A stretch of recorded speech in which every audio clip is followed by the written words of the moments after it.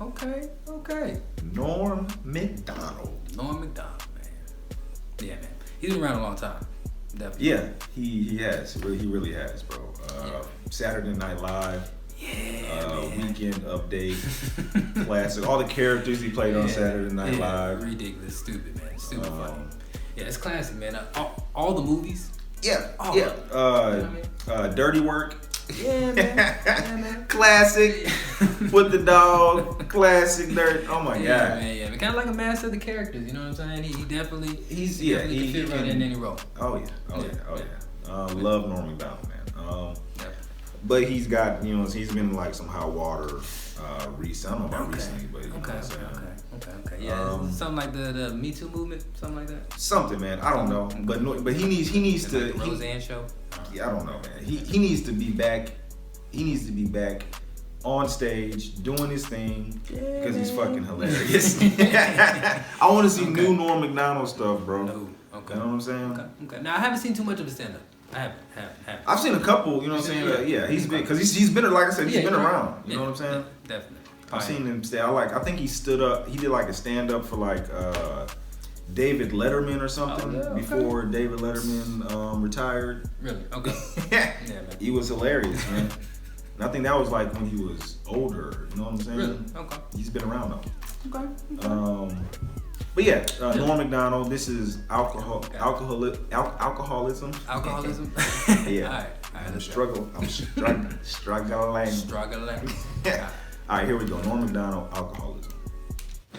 I know this grimness. Although my buddy, I did want to say one thing about my buddy Richie, who has a disease, and but it's an interesting disease he has. He has the disease of alcoholism.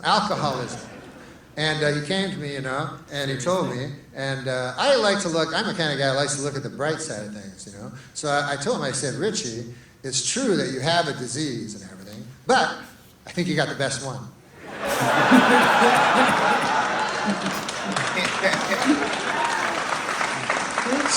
It's the only disease where you get to drink booze all the time. I haven't looked at every medical journal, but I believe it's the only disease where you can constantly drink booze. As a matter of fact, that is the disease. And I don't think Richie would think if he had a disease. Like, I don't think Richie would go to my Uncle Bert and go, hey, I understand you got bowel cancer. Yeah, man, I know how you feel. I gotta drink a lot of booze. Those diseases, they're tough, those diseases, huh, Uncle Bert? Hey, what's your symptoms, Uncle Bert? Well, my bowel, I got blood pouring out of it all the time. I got bowel blood pouring out, gushing out of my bowel, almost nonstop. And I got searing, clawing pains, ripping, tearing, mind-screeching bowel pains. And they're combined with aching, dull, soul-deadening bowel pain. Those are basically my symptoms. How about you? I get happy. And, I tend to be able to talk to people easier, I find.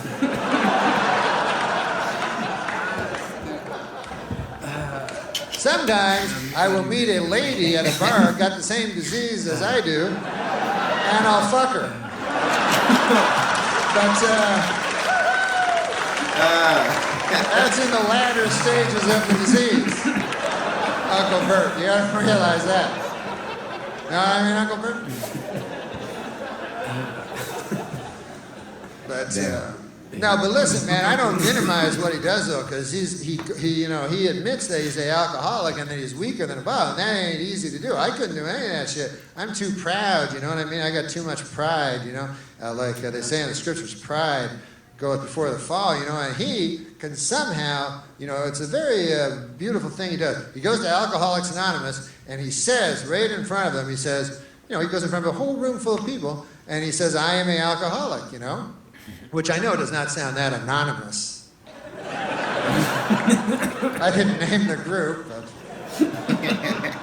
sounds like the exact opposite of anonymous. Whatever. like to me, the alcoholics that the anonymous alcoholics, to me, would be like you guys. I don't fucking know. I can't tell, But once you tell a whole church basement full of people, your cover's pretty well blown. But anyways, it still requires a lot of. The only thing they seem to be anonymous about, from the way I can gather it, is they won't tell you their last names. Anything else goes, but not the last name. No. Sometimes they'll say the first, like they'll go, I am Richie and I am an alcoholic, or the first initial. They'll say, my name is Richie K and I am an alcoholic. Then anything goes. They're like, one time I remember I was under the influence of the demon rum and I started punching my newborn in the face.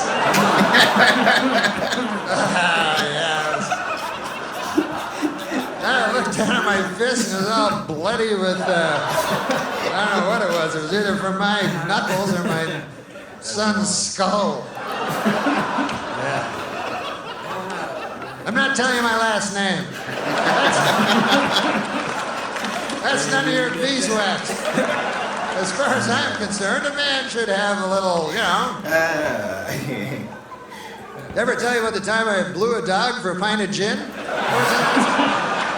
Oh, yeah, I did tell you. Yeah.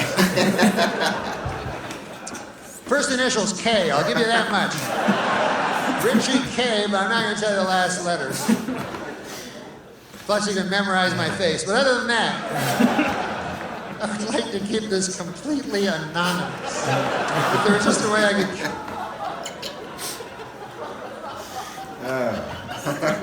And what better way to keep a secret when you think about it than tell a room full of drunks? That's not going anyplace, As soon as the guy has a relapse, hey, Richie blew a dog for a pint of gin. He told a whole bunch of us. I mean, I understand the dog had some gin. What are you going to do? What? Richie K, you know what I mean?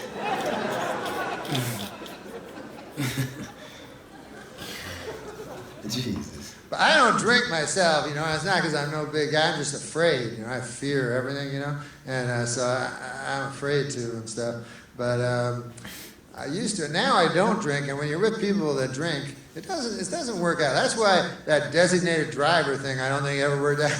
I see ads for it again. Like I think they're trying to resurrect that idea. But it's kind of a flawed notion. It's like, hey, Bill, listen, we were wondering if you'd come out with us. Here's the idea.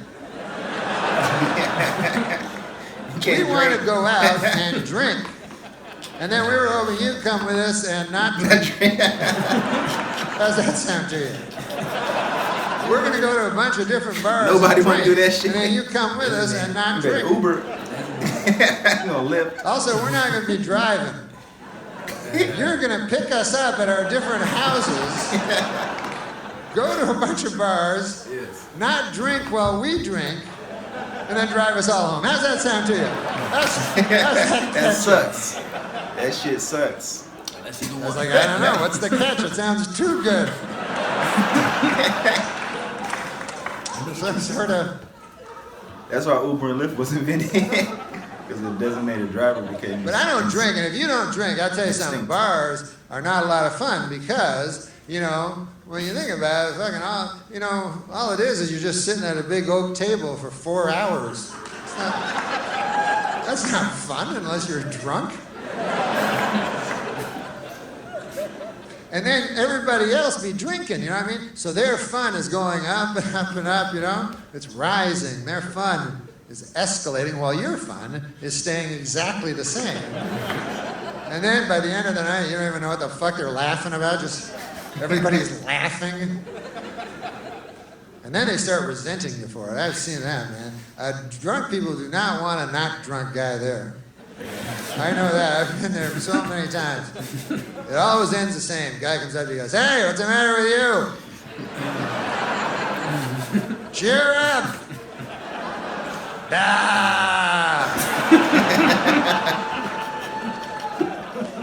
And you're like, oh, no, I'm having a good time, too.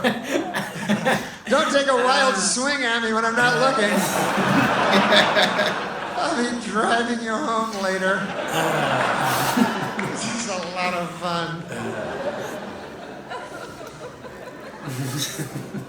Worst thing about not drinking is the sex, because if you're drinking, you can meet a girl, she'd be drunk, and that very night, you can have sex with her, called a one-night stand. Now, if you're not drinking, I don't know if you've ever had a one-night stand dead clean sober. But I have, and it's not a lot of fun. You bet you're buying me. All right, I guess I'll take my trousers off now, man. No, I won't. Sorry about that. Well, goodbye. It's nice to meet you. I don't know what I was thinking. We're human beings. Once again, I apologize for the trousers incident. Very nice to meet you. Because booze, somehow, I don't know how it works, but it's some magic elixir where it takes away it makes you think that sex is not a dirty, filthy, shameful thing. I don't know how it does it, but it does it. And in regular life, that's why sex is so tough to get going, because it's so shameful and filthy, and obviously meant only for procreation. And so when you do it, you know, and my friend was like, "Oh, there's nothing shameful about sex." But I was like, "Of course there is." Kind of like think about what you do before sex. You know what I mean? Like you put the phone off the hook and everything like that. You make sure the kids aren't around, whatever. You know, you pull the blinds down, right? What's that? That's shame.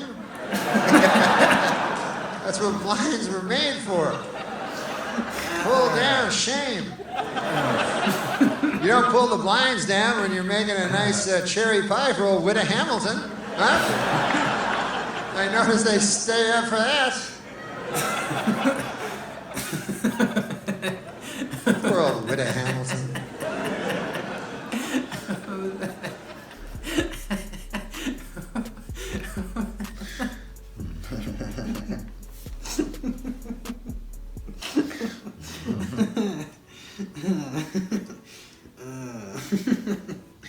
Yeah, man.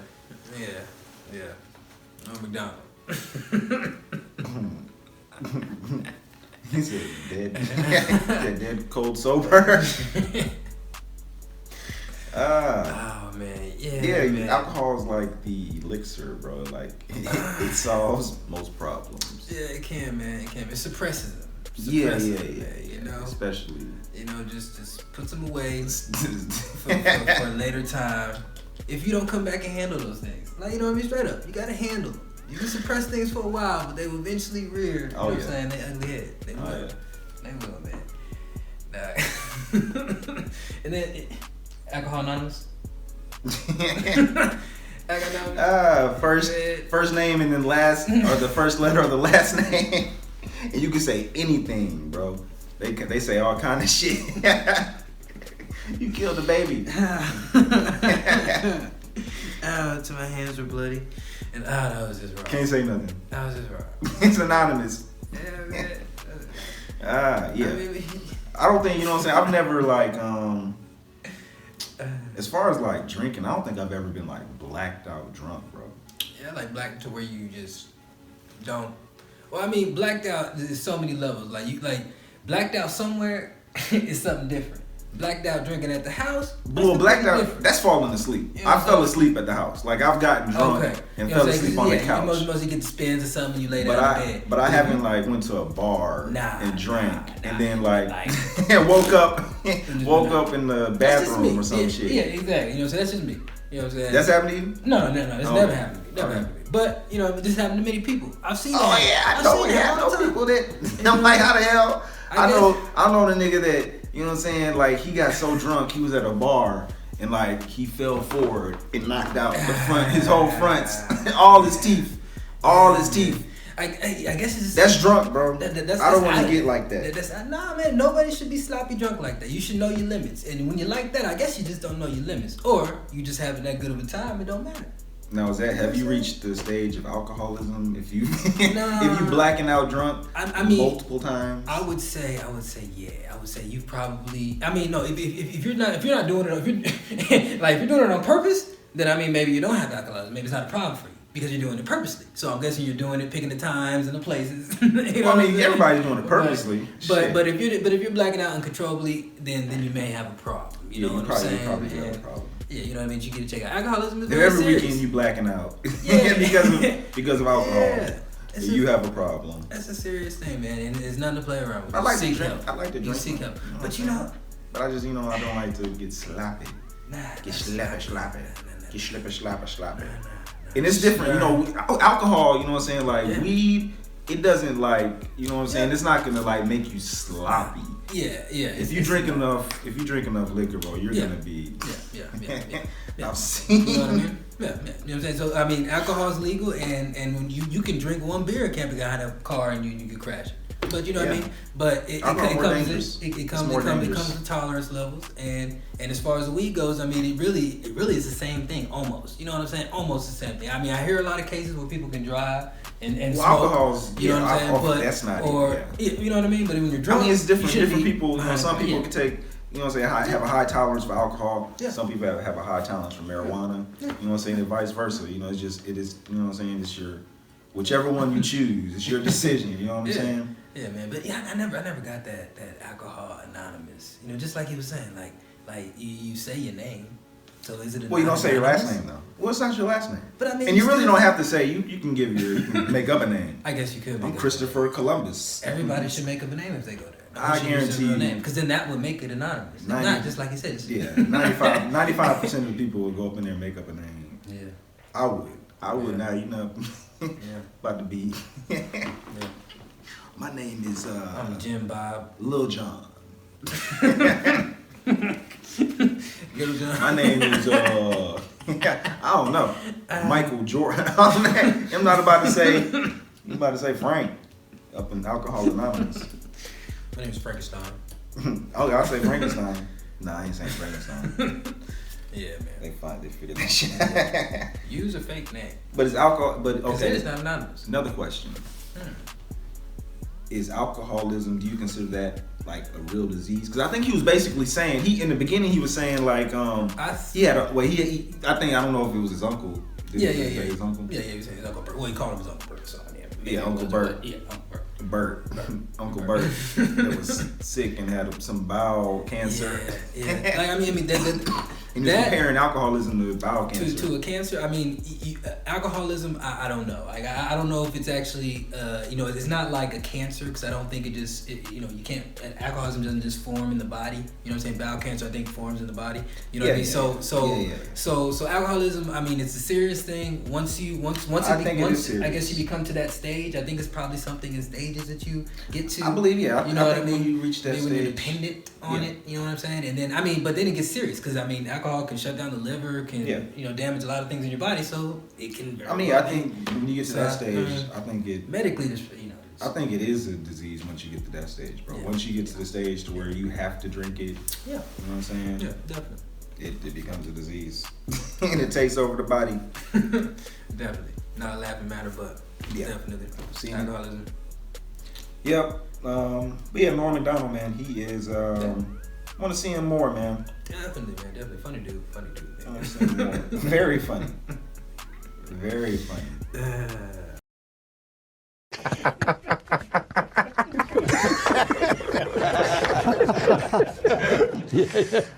Yeah. It's fun doing jokes. Yeah. Why do dogs always race to the door when the doorbell rings? It's almost never for them. You know the funniest part of doing an office conga line? When you look back and realize you're doing it alone and you're not in an office, you're in a psychiatric hospital. I've never been on top of trends, I guess. You know, when everybody was burning CDs, I was still burning books. Crowds in Brazil greeted arriving Olympians with signs reading, "Welcome to Hell." I had a wild night last night, boy. I was in an orgy. It was me, my iPad, my laptop, and TV while my phone watched. It's more of a comment, really.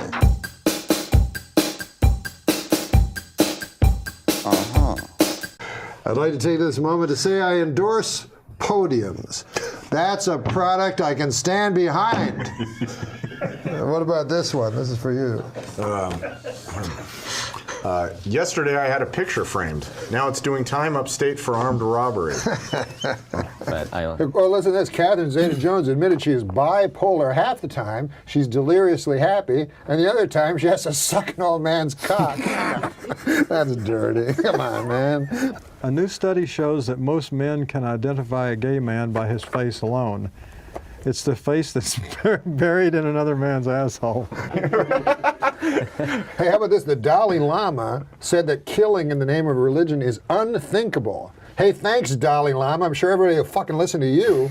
No one listens to the Dalai Lama. No one. I need to have glasses in order to see my family. Specifically, 2 glasses of scotch. The Al-Qaeda online magazine Inspire has a recipe for a homemade bomb. They also have a recipe for a pretty darn good peach cobbler. So they're not all bad, you know? A new study found that men with beards are more attractive than men without beards. More great work from the University of Bob Seger. I think there's nothing cooler than being a lone wolf, except at wolf picnics when you don't have a partner for the wolf wheelbarrow races. No, listen, my girlfriend's mad at me right now. Last night when we were having sex, I yelled the name of her ex-boyfriend. Nice fellow. A surname you don't hear much anymore, Flintstone. This one's more like a factoid. Danny DeVito looks like one of those guys with a short but thick penis. Okay, here, what about this joke? Call me an old softy, but I'd prefer if you called me a distinguished gentleman with a flagging erection. John Wayne Gacy, man, not my idea of a clown. Not funny at all. No. That guy wasn't funny. Barbara Walters announced that she's retiring from The View. Well, actually, she announced it 5 years ago, but no one could hear her over those yammering bitches. Hey, how about this one? They say pimping ain't easy, Andy. But what they won't tell you it is much, much more difficult being a prostitute. Pimping is pretty easy. Barbara Walters is planning to announce her retirement. What's next for Babs? Death. Well, isn't this wild? When I was told I was going to perform for a bunch of drones, I thought I was being booked on The View.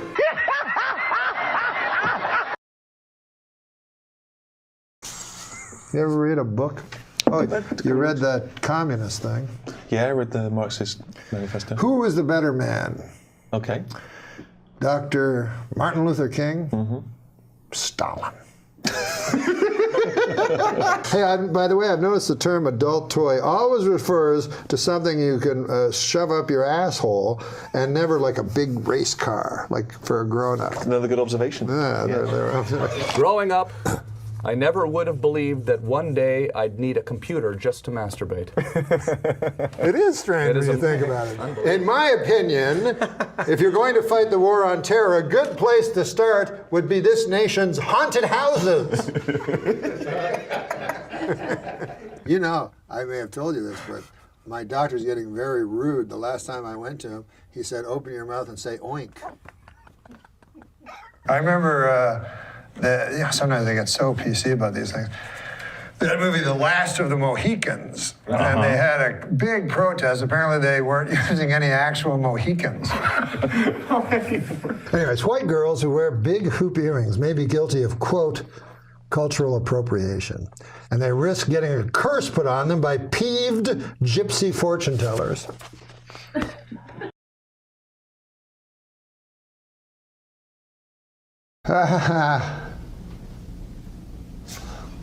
Wait a minute. These are great jokes, by the way, Steve. Congrats. Oh, good. As always, Here's one for you. Here. Artifacts from Auschwitz are set to go on tour for the first time. You guys won't stop. Experts believe that this will be Miley Cyrus's darkest opening act yet. Wow. I know the Bible says not to covet thy neighbor's wife. Right. But it doesn't say a damn thing about coveting thy neighbor's husband, especially a sweet, hot fucking asshole. This is sweet hot. Is that in there? Hey, you're not going to believe this, but Bill Maher has given away the solution to all our problems for free. Las Vegas is now home to a 550-foot tall Ferris wheel. Also drawing thousands to Las Vegas, whores. My father was recently diagnosed with shingles, which is a terrible sickness that usually only affects roofs. I think the reason I most look forward to China ruling the earth is that all of their last names sound like slang for cock. I'll tell you a joke. You know they had a big black mass devil worship this week, apparently? But I skipped it because I believe you can be just as close to Satan on a golf course as in some stuffy old satanic church. Deep throat porn legend Harry Reeves. Yeah, he died, but how are they know going to who close that that is? casket? I mean, because no, the Swiss think I hate that. It's great. Thanks. This one says, remember the old days when tweeting meant stabbing a hooker? Well, this Lindsay Lohan can't swim a stroke, but she sure knows every dive in town. That one I like. I don't know much about geopolitics, but that is one cool name for a country, Chad. I know. Yeah. Hey, how about this one? Yeah, okay. A 28-year-old med student is auctioning off her virginity online. For $300,000, you can have the worst sex of your life. That's good. That ain't That's bad. good. That ain't Who bad. writes these? Oh, well. This is what you never hear. He made love to me in the ass. Oh, a woman from Denmark I met at a party was telling me how awful she thinks Trump is. So I shot back, yeah, well, you guys have that asshole Hans Christian Andersen. That's funny. It's just my patriotism. When I was a child, my parents told me my uncle was sleeping with the fishes, which at the time I assumed meant he bought a waterbed. Then I found out he had been killed and his body buried at sea. Dave, say what you will about Elon Musk, but with his new plan to bring people to Mars, nobody is a more creative serial killer. A new report from the CDC states that only 1/3 of Americans use condoms, while 2/3 of Americans are still pretty cool. Get out! Why do you get a good one? That was good. My dad would hit me with the belt sometimes. Yeah, you would have to But go it was get... the worst when he was the reigning WWE. Okay. You know, I was raised Catholic, and when people find out, they always assume there was some creepy priest involved, you know. But they never suspect the deacon. Fucking asshole. Adam Egan with a joke.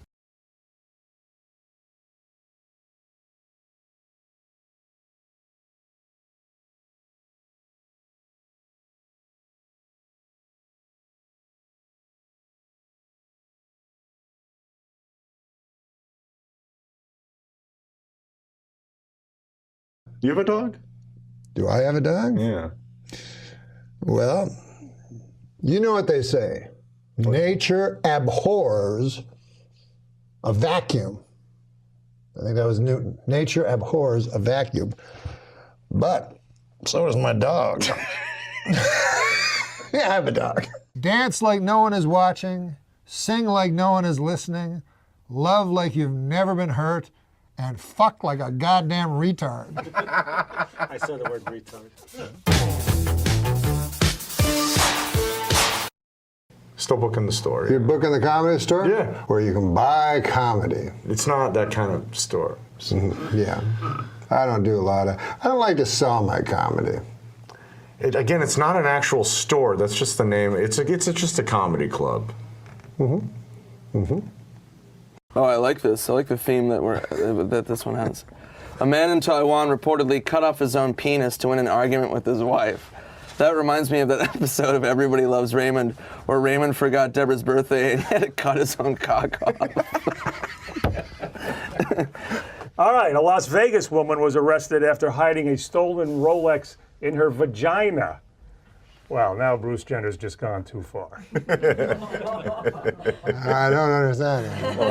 Michelle Obama has booked a cameo on the ABC show Nashville. With this and her appearance on iCarly, I think Michelle is ready to start appearing in films.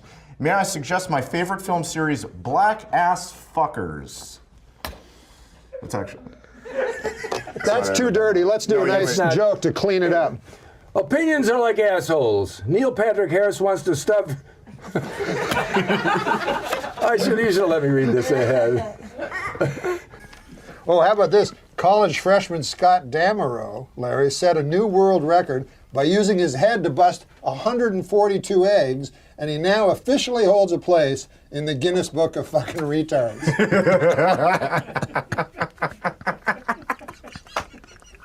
Organist Ray Manzarek died this week at the age of 74. The Curse of the Doors. Do you know what Adam Egert has in common with a guitar player? Adam Egert has in common with a guitar player. No, I don't know. They both love fingering minors. Now, okay, come on now. Come on now. Because of droughts all over Europe, scientists are predicting a global shortage of olive oil. Soon the world will know how Popeye felt after the death of his wife. Olive oil. My favorite George Miller joke. I played a great club here in the city, Catch a Rising Star. Boy, that's a good club. But across the street, they have a tough club. Have you been there? Snub a bombing has been. Yesterday was Bring Your Daughter to Work Day, which was awkward for Adam Egert. Do you know how hard it is to fuck a whore with her kid on the edge of the bed playing Nintendo? I mean, that is a hard job. Thomas Edison invented the light bulb, but I invented the light bulb up my ass. Always ahead of his time. Oh, come on, man. The guy who did the voice of Charlie Brown, he was arrested for stalking his girlfriend this week. He also said the next time Lucy grabs away the football, he's going to cut that bitch. Pain and Gain, the new movie directed by Michael Bay. Reviewers are calling it everything from shit to fucking shit. If tampons are called sanitary napkins, how unsanitary must regular napkins be? Can you see like George Carlin doing that or something? Yeah. Yeah. Hey, look at this one. Researchers in Bermuda believe they may have finally solved part of the mystery surrounding Amelia Earhart's disappearance. She was a bad pilot. I don't know. Yeah. It's not my fault. Bermuda. She didn't go down anywhere near Bermuda. What do you call a gay boxer? Huh? What do you call a gay boxer? No, Macdonald. No. The Blue Man Group has been forced by the federal government to hire an orange man and a purple woman. Oh my God. Dear. I was raised in a broken home. My father was a drunk carpenter.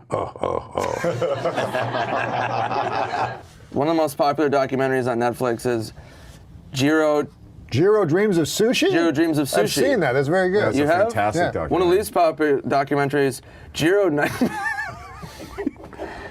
Nightmares of Asteroid. Oh, yeah.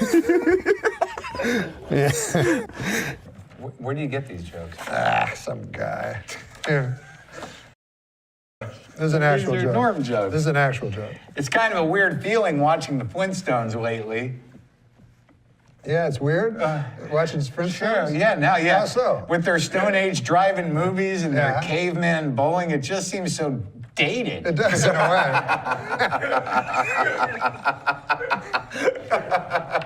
We were talking about Easy as pie. Easy as pie. You know what's not easy as pie?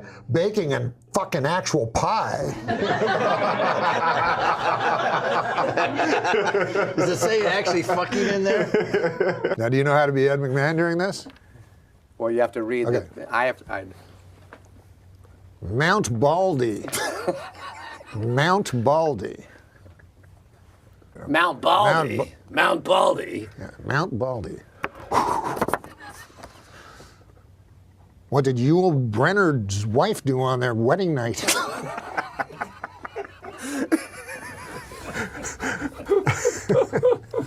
Here's one that's good for you. I used to think revenge was a dish best served cold, but then I realized it meant getting back at somebody. Some gold-plated chains would make a nice retirement gift for a very, very good slave. Well, Are you serious? Well, this was written. Are you serious? This was written years Did ago. you just write that? I didn't write it. Did you just say that? No, I read it. Yes. Do you know the Harlem Shake? Yeah, I've seen it on every single commercial. You've seen it. Then you'll appreciate this joke. I remember back when the Harlem Shake was just a black fella holding me upside down off a fire escape trying to collect his money. Remember the good old days back when MILF stood for mentally ill ladies I'd like to fuck? That's not right. Do you have a writing staff? Oh, yeah. You do? We have Steve O'Donnell. Steve, these are really good. Jenny McCarthy recently got engaged to former New Kid on the Block, Donnie Wahlberg. They plan to marry on Retard Island. Percy is your dad? Yeah. I didn't remember that. I'd never heard anyone else's name Percy. Remember when you came and visited the set of Man on the Moon? Oh, sure, yeah. Well, I was also in the film. That's how I like to put it.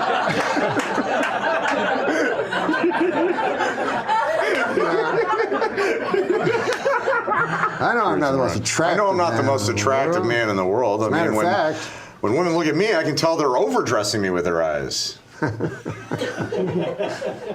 his girlfriend, he had a, what do you call that list? Oh, if you can a freebie or whatever. Freebie. Yeah. So he picked Angelina Jolie, and Jennifer Aniston, his girlfriend, picked the milkman. I don't know. We still got a milkman. I don't think there's any milkman. Can we rip all these from When Steve I Allen's? die, I want to be cremated, and my ashes spread eagle and fucked hard like a fucking real tramp. Wow, come on, man. Why did they make me say that? Wow. Jesus Christ. I've noticed that Hotel Rwanda has a great score on Rotten Tomatoes, but their Yelp reviews are terrible. Growing up, I had a dog with an eating disorder. He wouldn't eat any of my homework. The World Cup has arrived, so if you're wondering why your local bar smells, it's because all of the dirty foreigners.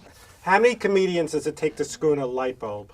How many? 2. One to do it, and the other guy to go, how long's he been up there? A Swedish Bond girl, Britt Eklund, told Piers Morgan this week that she was seduced by Warren Beatty after the legendary Lothario took her to an X-rated movie for their first date. This is what I have to say about that. Hey, Warren, stop stealing my moves. Mickey Mantle knew 2 things: drinking and playing drunk baseball.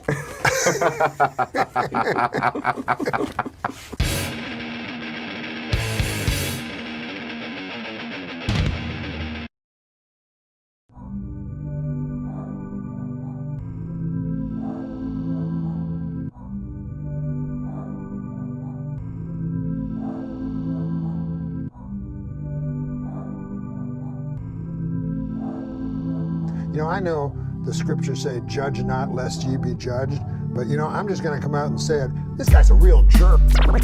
Jerk. Real jerk. Jerk. Jerk. This guy's a real jerk. But you know, I'm just gonna come out and say it. Say it. This guy's a real jerk. Reviewers are calling it everything from shit to fucking shit. Shit to fucking shit. He now officially holds a place. He now officially holds a place in the Guinness Book of fucking retards.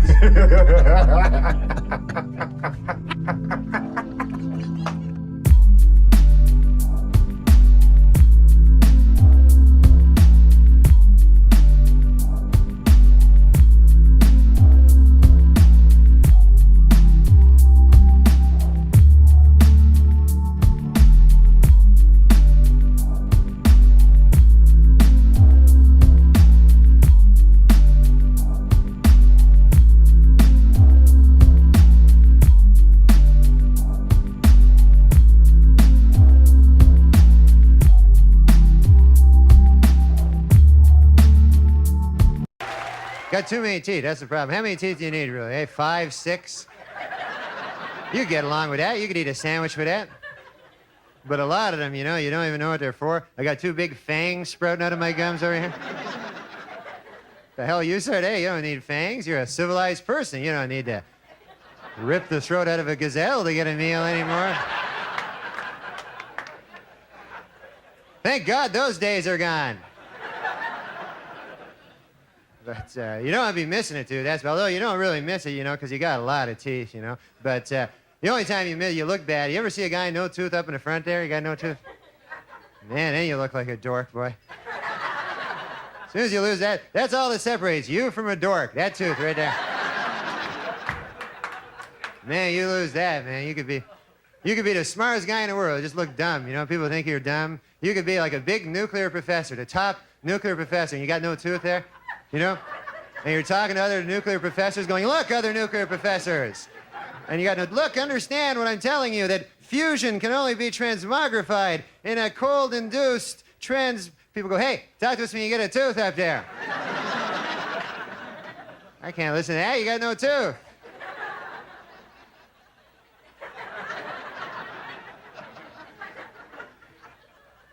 So I take pretty good care of my teeth. Do you brush your teeth at all? You ever do that? That's something, man. That's a good thing to do. I don't floss, though, man. That's a tough thing, flossing, huh? Take like 6 hours a day or something like that. Then after you're finished, your mouth, a big gushing fountain of blood there. You go, man, I feel good now there.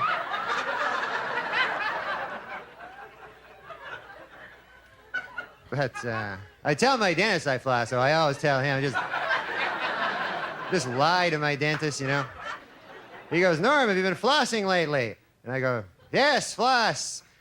With a string. Oh, yeah, floss. Floss, floss, floss. That's me, dentist. Floss. That's my nickname now, Floss. That's what they call me. They go, hey, Floss, quit flossing. And he goes, really? Because there's a lot of plaque in between your teeth there. I can't help but notice all the plaque there. And I go, oh, oh, you had a plaque. Yes, I can explain that too, dentist. On my way over here today, from where I came from there, on my way over to here, I had a bowl of plaque. I had a big steaming bowl of plaque there. I ate it. So that would explain a plaque. Then he goes, okay, fair enough. But you gotta quit, you gotta quit smoking. That's what I'm trying to say. I kind of took a roundabout way of saying it, but that's what I was trying to say there. You gotta quit smoking because otherwise, I don't know what happens. It's bad. I smoked ever since I was a kid. I always remember smoking, One time I remember as a little boy, I was 8 or 10 or 12 or 14 or some even number there between 3 and 16. And I was behind my garage. I was sneaking a cigarette behind my garage. I'll never forget it. My dad showed up. His big head appeared from around the corner of the garage. I'll never forget it. I may forget it someday. Who the hell knows? But I hope I don't. It was my dad's big head. And then his body right after it. There was his body. Trailing his head as it often did. And he grabbed me. And he hauled me in. And I thought I was in for the strapping of my life, What he did is he pulled out his big cigar. Must have been half the size of my arm, this giant cigar. Stuck it in my mouth, lit it up, made me smoke it all the way through, right to the end. That's when I started smoking cigars real heavy. So that didn't work out very good. How about that, huh? You gotta quit, though. You gotta quit cigarettes, that's for sure. That's all I know. You gotta quit smoking. It's not all I know. I know other things also, but it'd be kind of a wasted life if that's all I combed out of it. Huh? But you gotta quit smoking, otherwise you get old and then unhealthy, and then, although some guys don't. You ever meet those old guys? Doesn't matter what the hell they do to themselves, Guy would be the unhealthiest living guy you ever see, and he's like 150 or something. They're always proud of it. They go, every day I smoke 4 packs of cigarettes. I drink a bottle of Jack Daniels, and I hit myself in the head with a shovel every day. I'd like to die. God, I'd love to die. I long for death. One day I put a 20-20 in my mouth, and I blew the whole back of my head off, and just a slight ringing in the ears. Okay, hey, you guys have been great. Thanks very much, and enjoy all the rest of the show.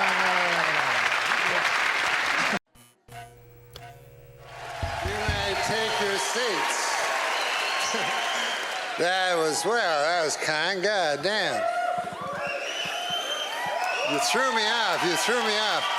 Last time I performed here at the Just for Laughs Gala was 25 years ago, and I did so well, they invited me back. So that was nice.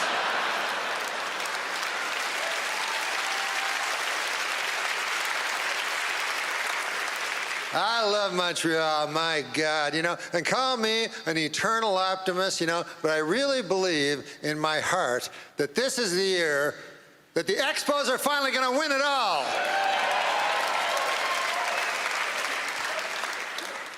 Montreal, famous for a lot of things, one of them being the greatest strip clubs in all of the world. Yeah. Last night, are you aware of Club Super Sex? Yeah, so last night I went to Club Super Sex. I chose the soup. Big mistake.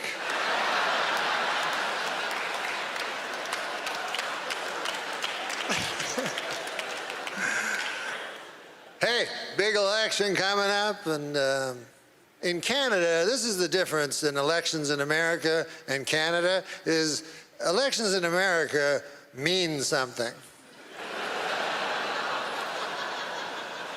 You vote for the wrong motherfucker, the world blows up. I don't need that on my hands. Whereas Canada, it's always like, well, what's your view on the bridge? I say keep as it is. I don't think they need to clean that up. That's fine.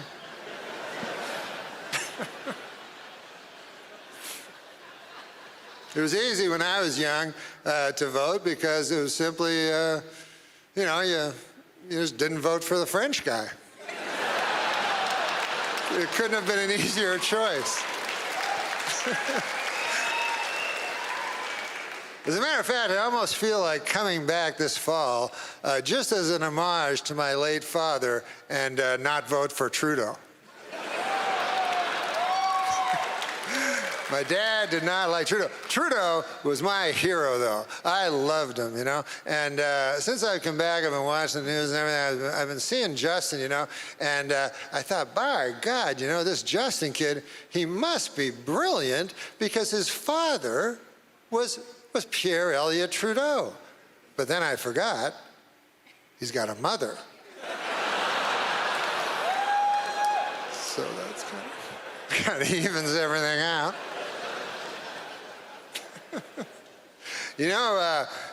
What's also different in American and Canadian elections? In America, you get to vote for the President of the United States, and in Canada, you vote for some motherfucker who lived down the street. In your riding.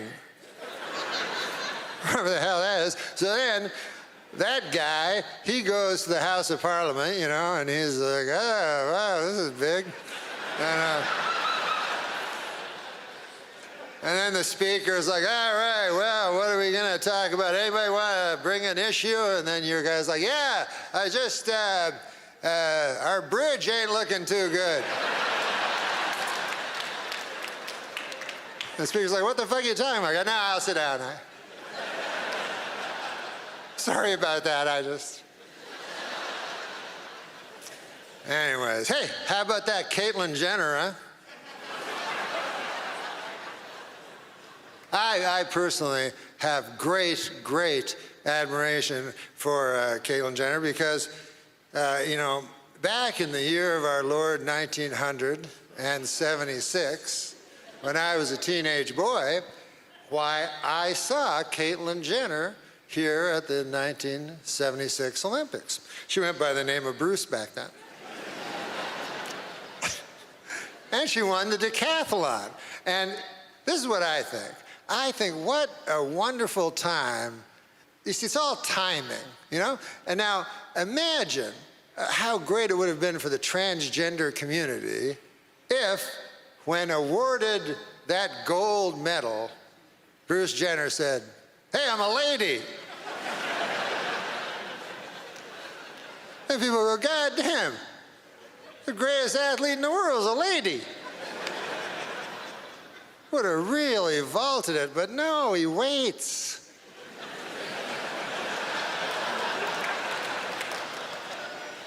Waits until he is 65 years old. Now, you know, in all seriousness, I mean, in all honesty, is there really that much difference between a 65-year-old man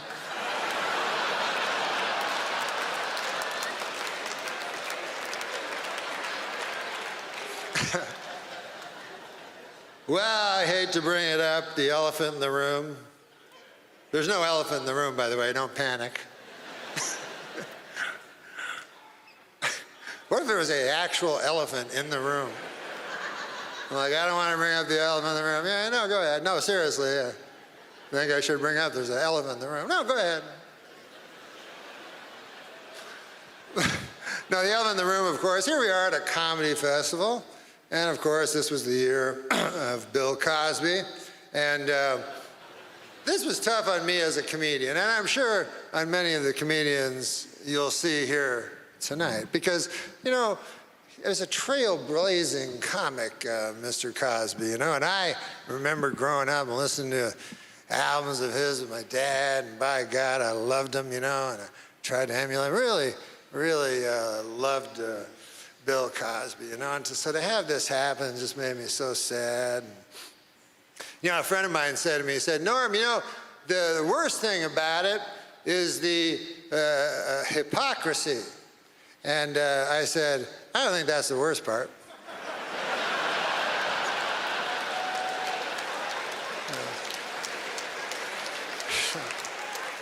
Worst part, the raping.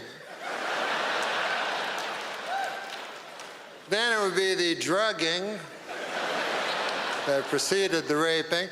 Then it would be finding the drugs that you would be used to drug the lady that you were going to rape. You know, it's a big, long list till you hit hypocrisy. That'd be way down there, I think, personally. As a matter of fact, I would venture to guess, and I don't know, I have no empirical evidence for this, but I would venture to guess that most rapists are hypocrites.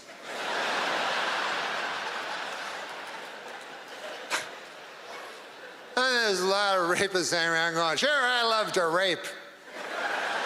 I'm out front about it, goddammit. I'm no hypocrite. So anyways. That is how I feel about Bill Cosby and hypocrisy. I feel that it's just, you know, it doesn't come into the equation at all. Like you could never find a woman would never wake up all drugged up and shit, you know, Cosby cock in her face. And,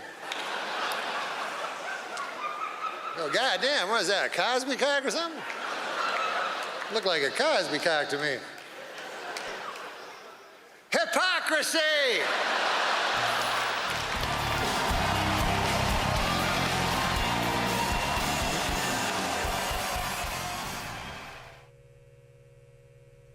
I'll never forget. Those were my finest days, man.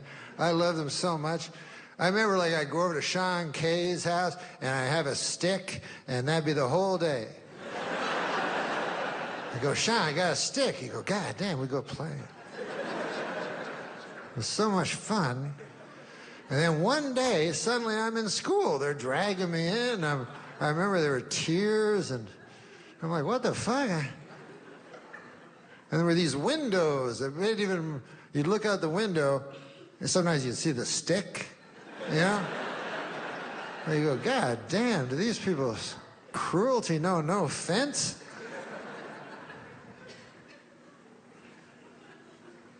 Nowadays, you know, they have the ADD and stuff like that. If a kid's in class, he's like, hey, I'd like to go out. They go, we're going to drug you. And then you won't want to get out and run around in the grass and have fun with the stick. You'll be fine. You'll be good. But anyways, I'm old now, you know. I was young. Now I'm old. Yep. I learned some things in school. But now that I'm old, things scare me, you know, and I think it's the media does it. Like, they go North Korea, you know, and I don't know, it kind of scares. It doesn't scare me that much, but it's supposed to scare you. But, like, are you really scared? Have you ever woken up, go, ah! And your wife's like, what's the matter, honey? North Korea. A little tiny country way the fuck over somewhere. I'm scared, honey, I'm scared. I'll tell you, Iraq doesn't scare me, North Korea, none of those countries scare me. There's only one country, really, that scares me in the whole country, or in the whole, what do you call that's bigger than a country but less than a galaxy? Earth. The entire Earth, there's only one country that frightens me, and it's the country of Germany. I don't know if you guys are students of history or not, but for those of you who aren't, Germany, in the previous century of the early part, they decided to go to war. And who did they choose to go to war with? The world.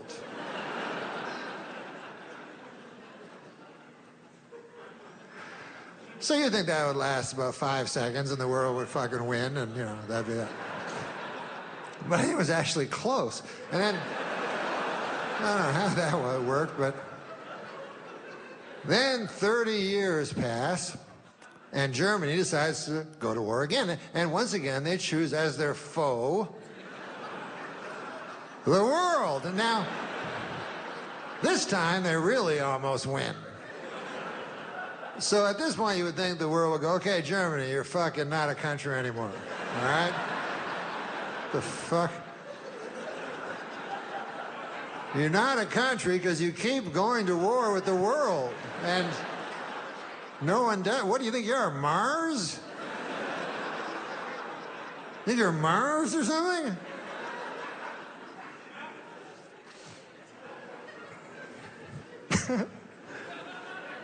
But it's fun to get old, you know? Start watching old things. You know those commercials that are toward old people? You know, like I was watching, for instance, on MeTV, I was watching The $6 Million Man, right? And he was in Paris, he was jumping over the Arc de Triomphe and everything like that.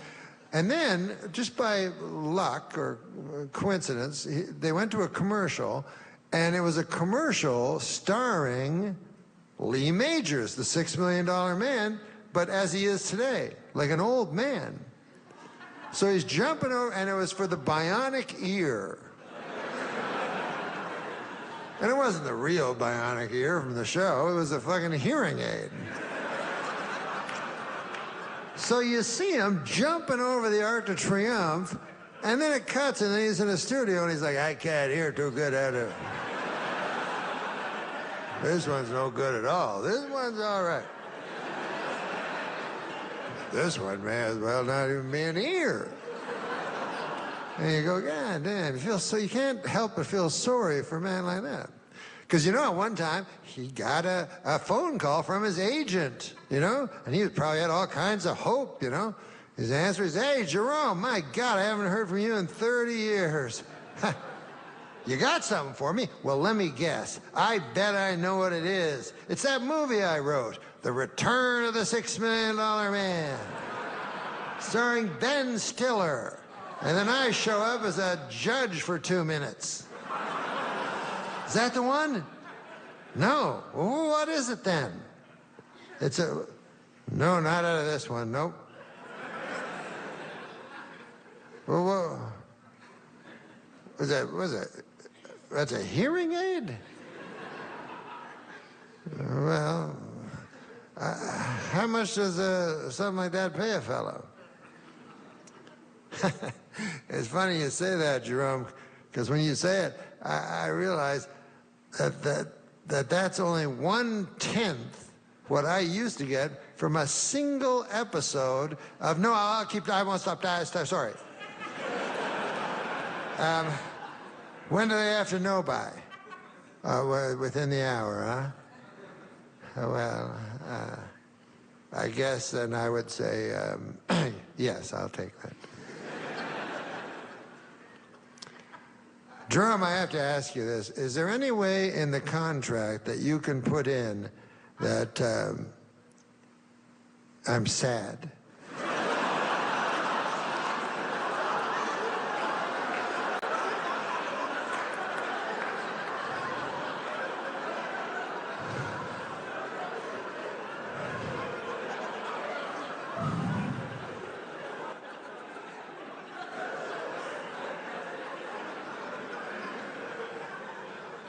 What about those commercials where the guy just tells you stuff you already know? Like there's this one with William Devane, and he goes, you like gold? And you're like, yes, of course. You should buy a big bar of gold and put it in your safe. You go, well, I wish I could. That'd be very nice. Do you know gold's always been valuable? Yes, I know everything you're telling me. Daffy Duck told me that when I was a little kid. I know all about how gold is valuable.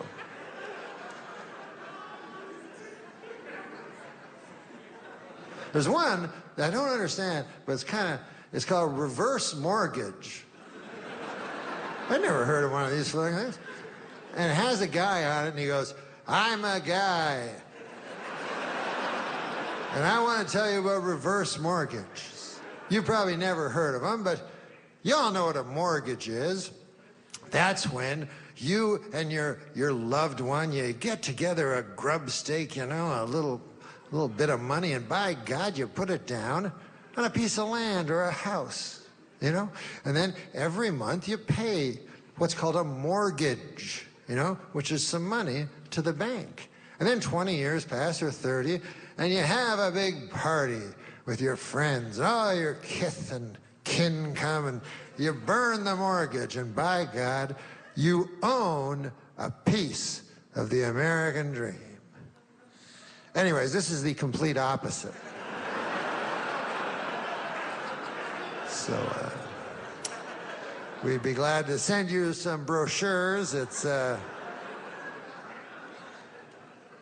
picture of you with no shelter.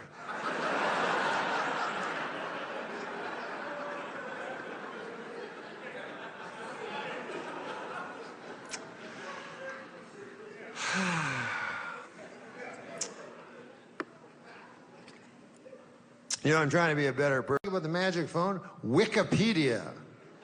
Oh, you ever use that? That's the best, man. It makes a democracy out of smartness. Everybody's equal now. You know, used to be a guy would go to school 5, 6 years, and then he'd talk to me, and I'd be like, ah. But now it's all different. I got my magic phone in my pocket. So a guy will say to me, he'll go, hey, Norm, you ever hear of a fella that went by the name of Claude Monet? And I go, why, of course I have. I got to go to the bathroom. And I go to the bathroom. And I'm in there 20, 25 minutes, and I come back.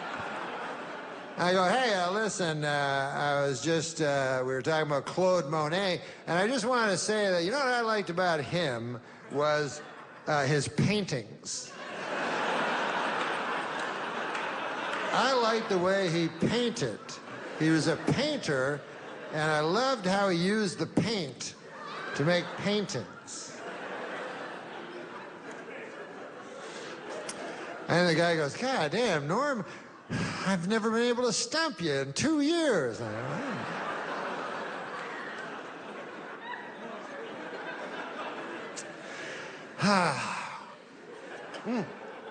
But I looked on because I like learning on my Wikipedia, and I looked because I was wondering about fame, the nature of fame, because it's changed so much. We even know there was, we know the first ones. There was Neil Armstrong, Buzz Aldrin. They went Apollo 11, Neil Armstrong, Buzz Aldrin.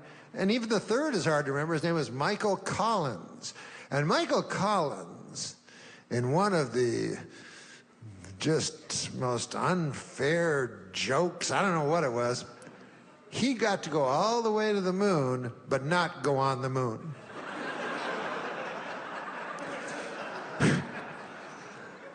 All the way to the moon, and then that little rope ladder, he wasn't allowed to go down. He had to stay in the lunar capsule while Buzz Aldrin and Neil Armstrong went on the moon. And Michael Collins just looking out the window going, are those motherfuckers golfing?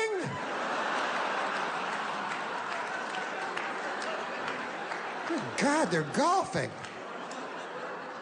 Wait a minute, they got a dune buggy now. I was only allowed to bring so much, and they brought dune buggies. This is... I have to keep up a good face, I guess.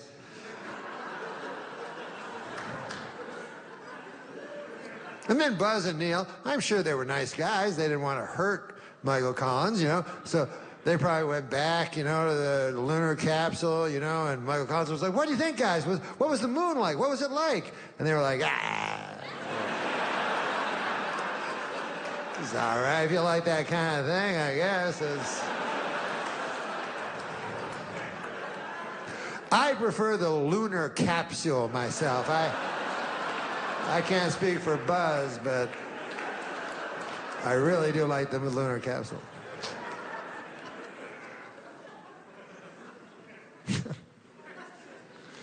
Because that's what you do. You know, most of your life is mundane. So I had to write a book, right? So you may take your seats.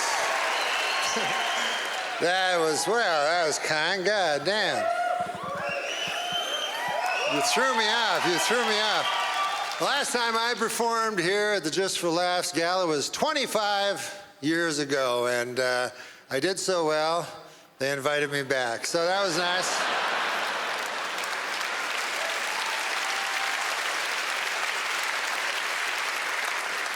I love Montreal, my God, you know, and call me an eternal optimist, you know, but I really believe in my heart that this is the year that the Expos are finally going to win it all.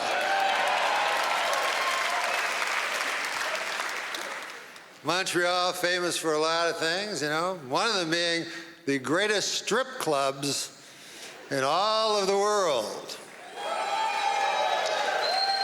Yeah. Last night, are you aware of Club Super Sex? Yeah, so last night I went to Club Super Sex. I chose the soup. Big mistake.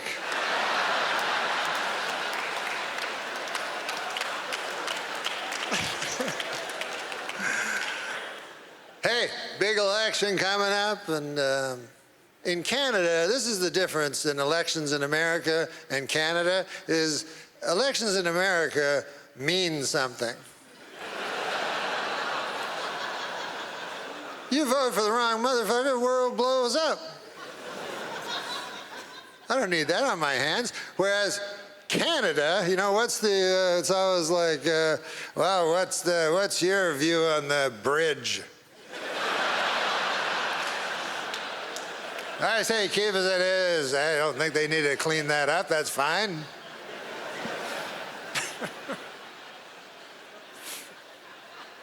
It was easy when I was young to vote because it was simply, you know, you just didn't vote for the French guy.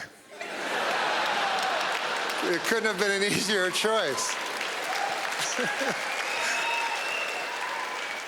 As a matter of fact, I almost feel like coming back this fall just as an homage to my late father and not vote for Trudeau. My dad did not like Trudeau. Trudeau was my hero, though. I loved him, you know. And since I've come back, I've been watching the news and everything. I've been seeing Justin, you know. And I thought, by God, you know, this Justin kid, he must be brilliant because his father was Pierre Elliott Trudeau. But then I forgot, he's got a mother. So that's kind of evens everything out. You know what's also different in American and Canadian election? In America, you get to vote for the President of the United States, and in Canada, you vote for some motherfucker who lived down the street. And you're riding. Whatever the hell that is. So then, that guy, he goes to the House of Parliament, you know, and he's like, oh, wow, this is big. And then the speaker's like, all right, well, what are we going to talk about? Anybody want to bring an issue? And then your guy's like, yeah, I just, our bridge ain't looking too good. The speaker's like, what the fuck are you talking about? I go, no, I'll sit down. Sorry about that, Anyways, hey, how about that Caitlyn Jenner, huh? I personally have great admiration for Caitlyn Jenner because, you know, back in the year of our Lord 1976, when I was a teenage boy, why, I saw Caitlyn Jenner here at the 1976 Olympics. She went by the name of Bruce back then. And she won the decathlon. And this is what I think. I think what a wonderful time. You see, it's all timing, you know? And now imagine how great it would have been for the transgender community if, when awarded that gold medal, Bruce Jenner said, hey, I'm a lady. And people go, God damn, the greatest athlete in the world is a lady. Would have really vaulted it, but no, he waits.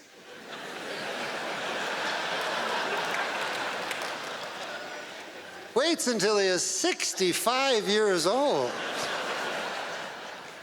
Now, you know, in all seriousness, I mean, in all honesty, is there really that much difference between a 65-year-old man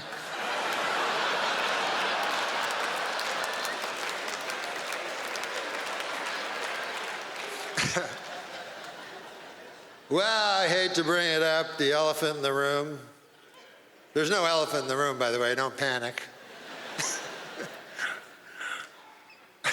What if there was an actual elephant in the room? I'm like, I don't want to bring up the elephant in the room. Yeah, no, go ahead. No, seriously, yeah. I think I should bring up there's an elephant in the room. No, go ahead.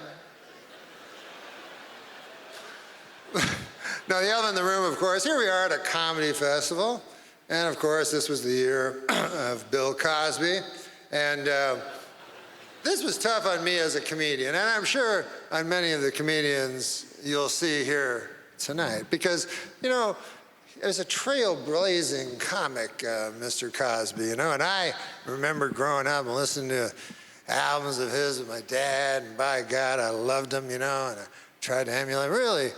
Really loved Bill Cosby, you know, and so to have this happen just made me so sad. You know, a friend of mine said to me, he said, Norm, you know, the worst thing about it is the hypocrisy. And I said, I don't think that's the worst part.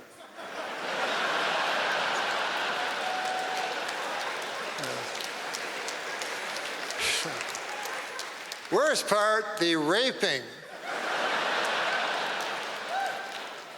Then it would be the drugging that preceded the raping. Then it would be finding the drugs that you would be used to drug the lady that you were going to rape. You know, it's a big, long list till you hit hypocrisy. That'd be way down there, I think, personally.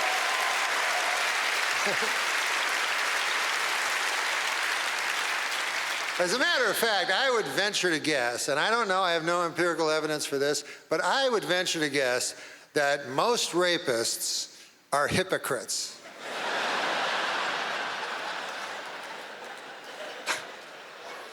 And there's a lot of rapists hanging around going, sure, I love to rape. I'm out front about it, goddammit. I'm no hypocrite. So anyways. That is how I feel about Bill Cosby and hypocrisy. I feel that it's just, it doesn't come into the equation at all. Like you could never find a woman would never wake up all drugged up and shit, Cosby cock in her face. Oh, goddamn, what is that, a Cosby cock or something? Looked like a Cosby cock to me. Hypocrisy!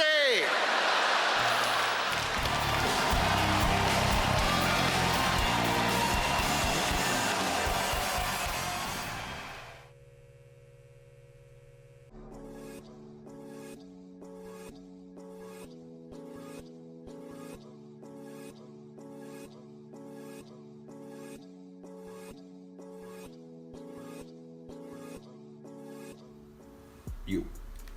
What up? All right. We got another one from Norm Macdonald. Okay. The great Norm Macdonald. Yes. Yeah, man. What we got? This is golf and Tiger Woods. Okay. Yeah. Golf is a great sport, and Tiger Woods is one of the greatest of all time. Yeah. Yeah, definitely. Well, let's see what Norm's got to say, man. Listen, man. Hey, it's great to be here in San Francisco. This is the first week of the golf, and Tiger is my favorite golfer ever, And he's, he went to Stanford, if you guys don't know that, which is awesome. And I'm hoping this is his year, man, because I feel bad for the guy, And God damn, it's too bad that happened and everything. And, whatever. I just hope he does good, that's all I'm saying.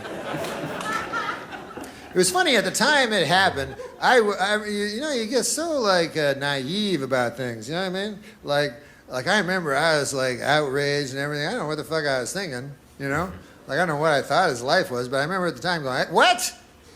I don't believe you. Are you telling me, are you trying to tell me that guy is worth $6 billion? You're telling me that the world's greatest athlete over there, Tiger Woods, you're telling me that guy, that super handsome, charismatic dude, likes to lie down with ladies? I don't buy it. I don't buy that for 1 second. Doesn't make any sense. And then when it turned out to be true, I was all outraged like an idiot, So I was like, I don't like hypocrites.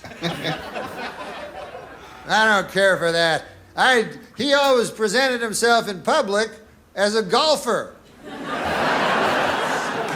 I would see him on TV be hitting a golf ball and shit, and a golf ball would get near the hole. That's what I thought. I didn't know he was leading some kind of double life where he was golfing by day and laying down with ladies at the night. If I'd known that, I never would have bought the fucking Buick in the first place, Now, I'm driving down the street and Buick, people snickering at me.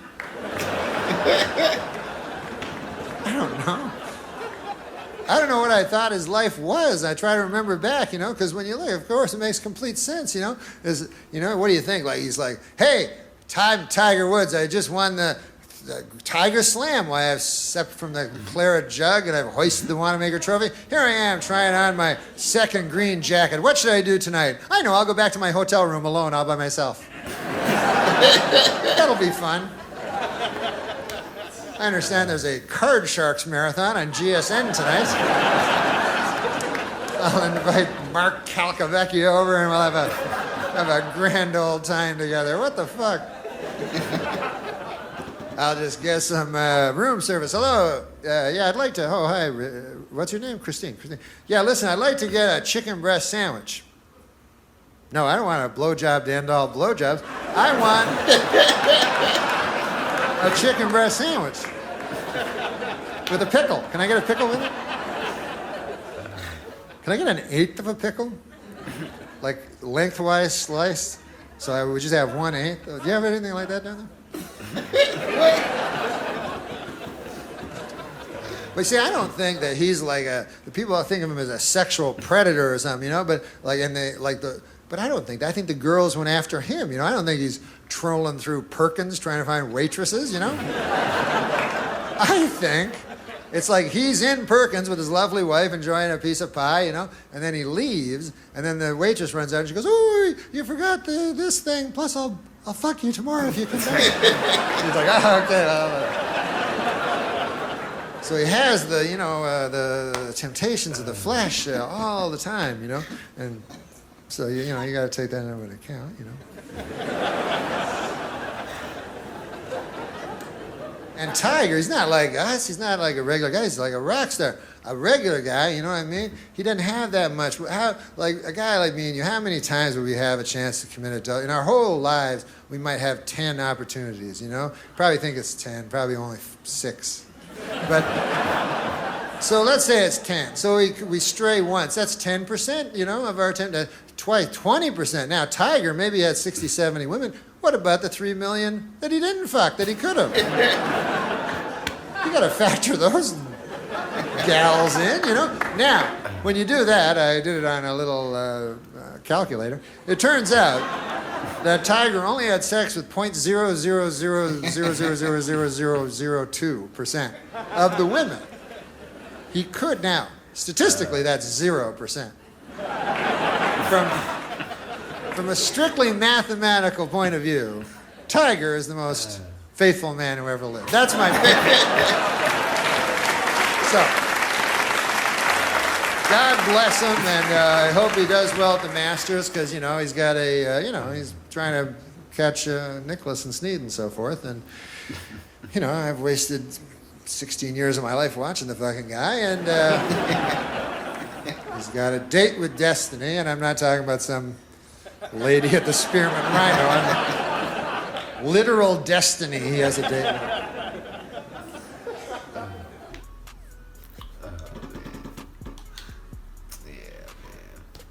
Norm's right. I mean, what do you expect from Tiger Woods? Like, were people surprised when they found out this nigga was like fucking different? I think it was like porn stars too. He was fucking like all kind of porn stars. Yeah, man. Yeah, man. It's a wild story. Man. He had a lot going on, man. And it's just Tiger Woods. He's a mainstream. You know what I'm saying? He was at the top of the $1 million man. You know what I'm saying? $1 billion athlete. You know what I mean? Like you said, like Norman Macdonald said, he was the most faithful man on him. You know what I mean? Statistically, he probably was. He's right. Millions upon millions of bitches. Yeah, women. He probably could have had. Yeah, probably only had like 50 or so. So statistically, yeah. Damn. Yeah, that's funny, man. That Norm Macdonald, man. Like, Norm don't care. Norm don't care. What was the biggest bet you ever made? Oh, God almighty.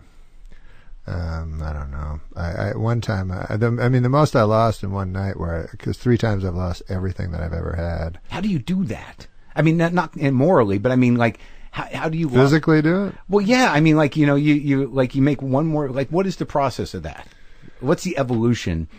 It's funny because it's the only time I ever went to a psychiatrist, he said, like, I was like, because it was for gambling. I was like, how the fuck do I get out of this? And he's like, oh, you gamble to avoid life, and I'm like, but my thing was, well, isn't that why you do everything in life, is to fucking avoid it? You know what I mean?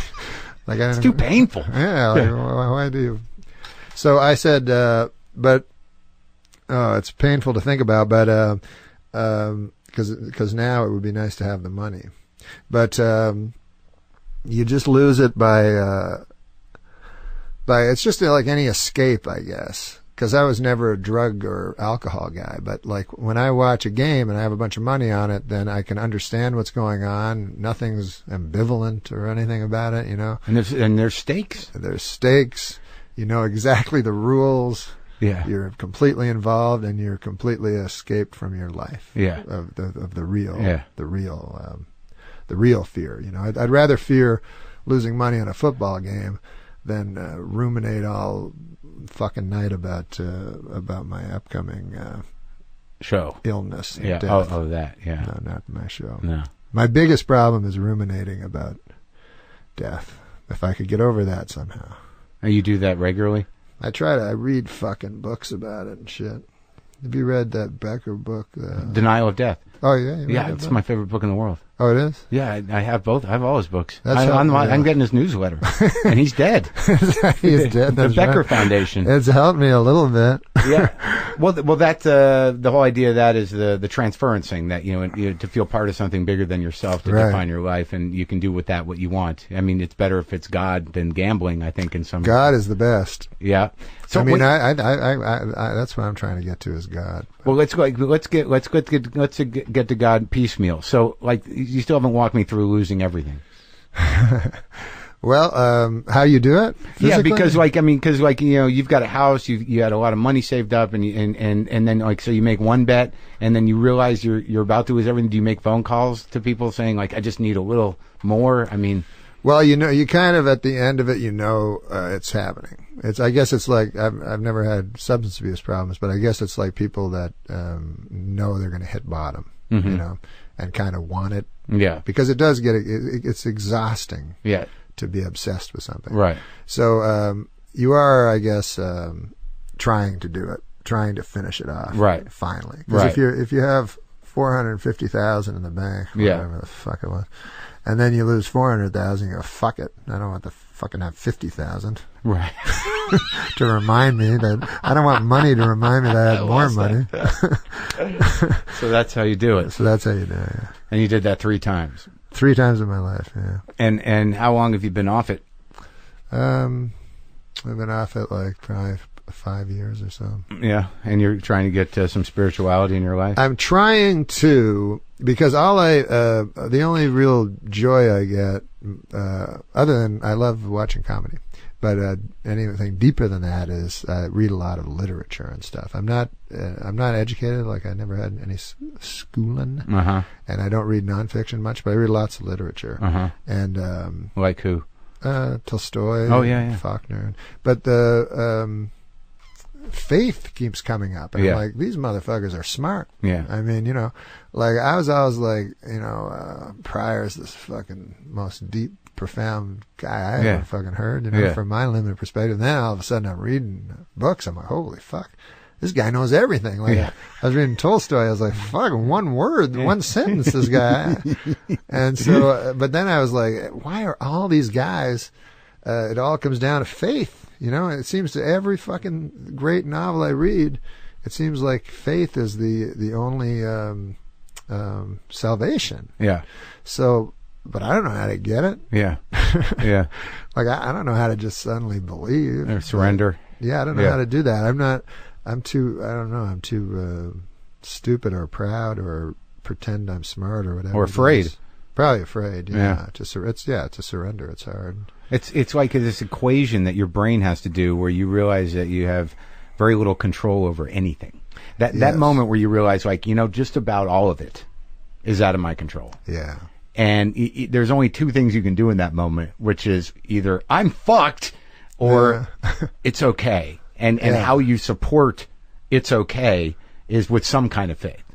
I guess, yeah. I because I've come to it a long time ago that I have no control over anything, but I've been struggling with faith. I'll just throw myself into religion sometimes, but the problems with that is then you get into churches and stuff, and then you get into men and stuff like that, you know what I mean? And then you go, oh, it's very easy to fall into the trap of going like, religion's bad. I mean, God's bad because this fucking priest fucked a kid, which is retarded. You know what I mean? Why does that make God bad? It doesn't make any fucking sense. It just means the people that represent him are questionable. So so then if you go into any church, obviously it's led by fallible men, and you can't believe in them. So you got to kind of come to it yourself somehow. But I don't have the answer of how you do that or anything. Where are you at with it now? I don't know. The only thing I've ever explored is Christianity. And that kind of... I liked it. Yeah. But it's just extremely hard to to keep believing. It's really fucking hard. Yeah. Because it's the hardest thing to believe, and I think I'm not deep enough. I don't know if that's true. I think that, just by nature of the fact that you're a comedian, and that part of the way you understand things is by cutting through bullshit, with jokes. I mean, especially you. I mean, you cut through bullshit. I mean, you call bullshit on just about anything, very concisely and in a very funny way, that when you're sitting here trying to sort of like you stay in a place of faith into the sort of the Jesus thing and and whatever you're choosing to hang that faith on, there's going to be part of you that thinks like, that's just bullshit. There is, yeah.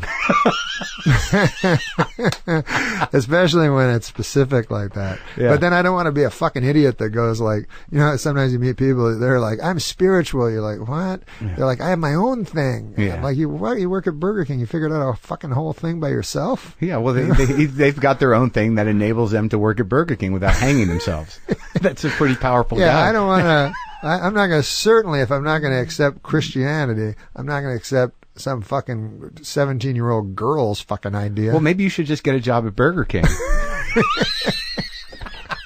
Maybe the humility of that will shed a little light. It's like, because it's exactly the same feeling I think you probably had when you had to deal with the blind guy.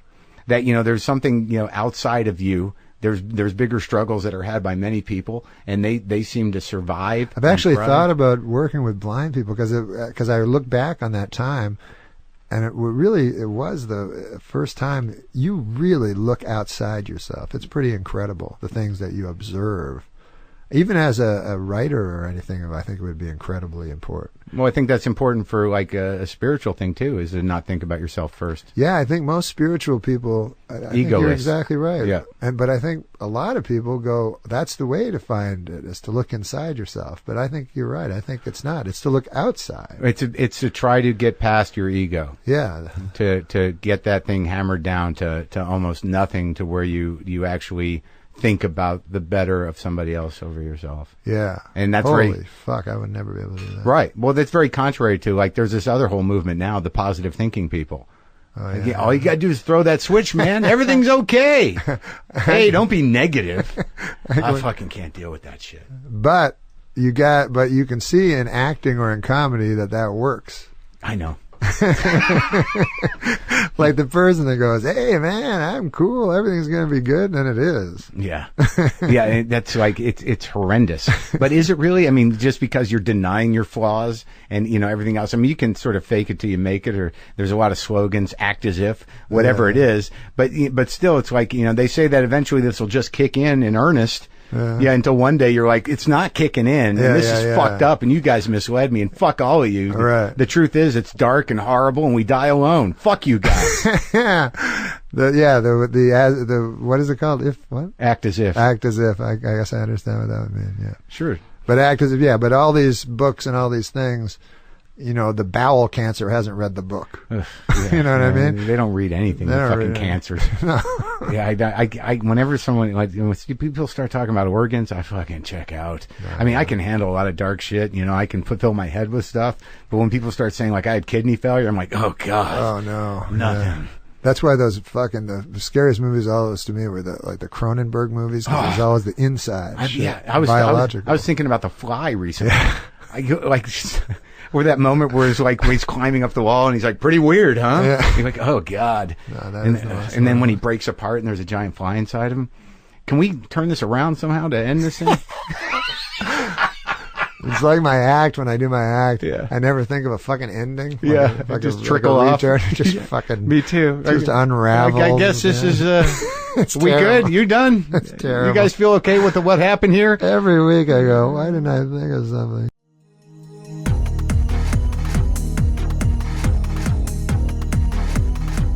And 5, 4, 3. Welcome to Peacekeeper Reaction. My name is Nathan. Thank you so much for joining us today on this very special episode. We're going to continue our day of filming here by drawing a pick from the viewer request hat. And you guys, if you want to get your request into the hat, you just leave a comment to this video or any other video. And if you want to support the show more directly, feel free to go to patreon.com/peacekeeperreaction and we'll get you sorted out with some requests there.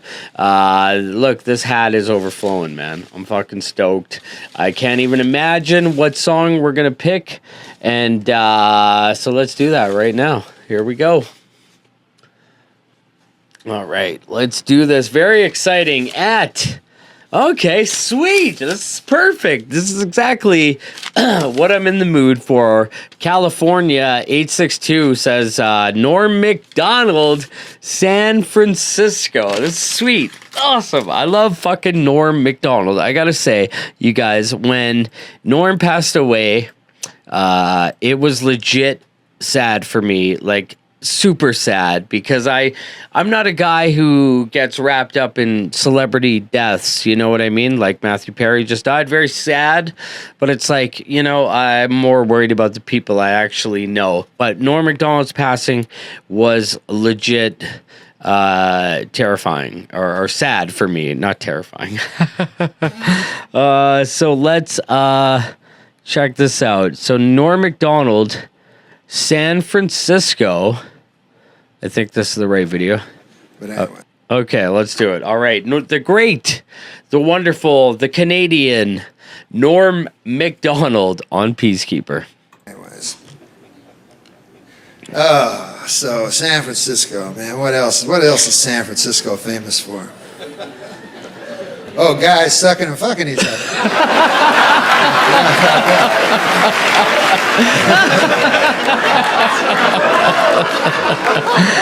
They're equally proud, by the way. They're just as proud as straight people. They're sucking and fucking. As a matter of fact, every year they're so proud they have a parade for it. It's called the Gay Pride Parade, and it's an odd thing to me because I'll tell you something. When I was a boy, you know. And I'm older than you fellers, but when I was 6 years of age, I remember my dad showing me on the television there was a parade because Neil Armstrong and the boys, why, they had gone to the moon. Here, man had touched the satellite that whirls around our whirling cinder, and then they came back. Now. They had a parade for them. My dad had me watching on his little Philco TV that he kept in the kitchen, and he said, I remember he said, watch this, son, you know. And Neil Armstrong and the boys were going down ticker tape Fifth Avenue. It was like a very majestic moment.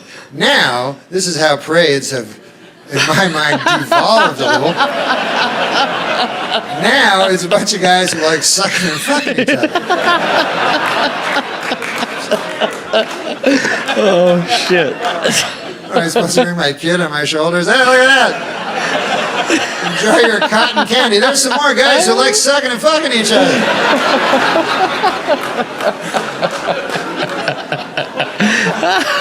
And they like doing it. I don't think you get a parade for something you like. Like, if they didn't like, maybe then I'd show up. You know what I mean? If it's like, I don't like it, but God damn it, I'll do it for my country. Ah!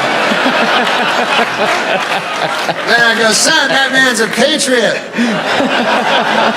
He understands there's greater than the individual. There's.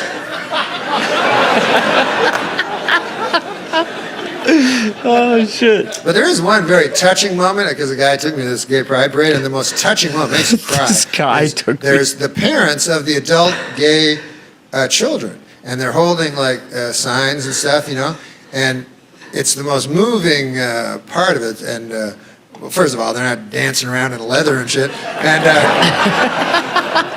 but you see them, and some of these guys are old fellas. You could tell, you know, are in Korea and stuff. You know what I mean?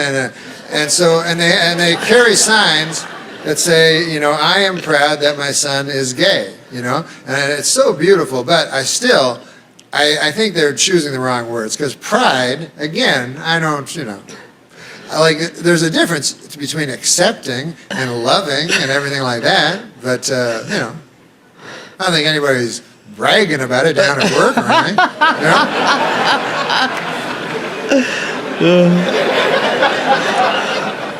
Guy goes, hey guys, come over here, man, I want to tell you something about my youngest son, Bill. McCluskey, get over here. I want to tell you about Bill. We're so proud of him. He graduated Harvard this year, top of his class. Gonna be a lawyer. What do you think of that, huh? You can use him, McCluskey, next time you get in trouble. Ah, my son, none of us McPhersons ever graduated the 5th grade. We're all just a bunch of chunks of coal, but it's all gonna change now. Our young son, Bill. I'll tell you something else we're proud of him for. He was on the junior varsity basketball team, and in a span of 7 games, he had 4 triple-doubles to end the season. What do you think of that, huh? Unbelievable. Also loves cock. In his mouth, up his ass. This kid, he doesn't care. I don't know how he does it. I can't do it myself. Yeah. Listen, Bill, gonna be a lawyer. I got a picture of him. He's going to be articling in Greenwich next year. There he is. He's graduated. That's his graduation picture. Look at that, huh? With his robes there and the mortar board. You know, look at it's that hat, McCluskey, ignorant bastard. They call it that. Look at him there, huh? What a picture. You can't see it in the picture, but he's got 8 cocks wedged up his ass. And of course, you can see the fine spray of jizz arcing over his tongue as he greedily laps it up. Well. Greedily laps I feel so much pride when I see that picture. Pride is the thing that I most feel. All right, Norm Macdonald with a interesting take on parades. That's how that started, right? So yeah, I mean, obviously, you know, the thing that makes Norm Macdonald great is his ability to draw out this like almost kind of nitpick the accepted and ask like, what the fuck? You know what I mean? So like, obviously, a lot of people would probably be offended by these jokes that Norm is making, you know, but it's not.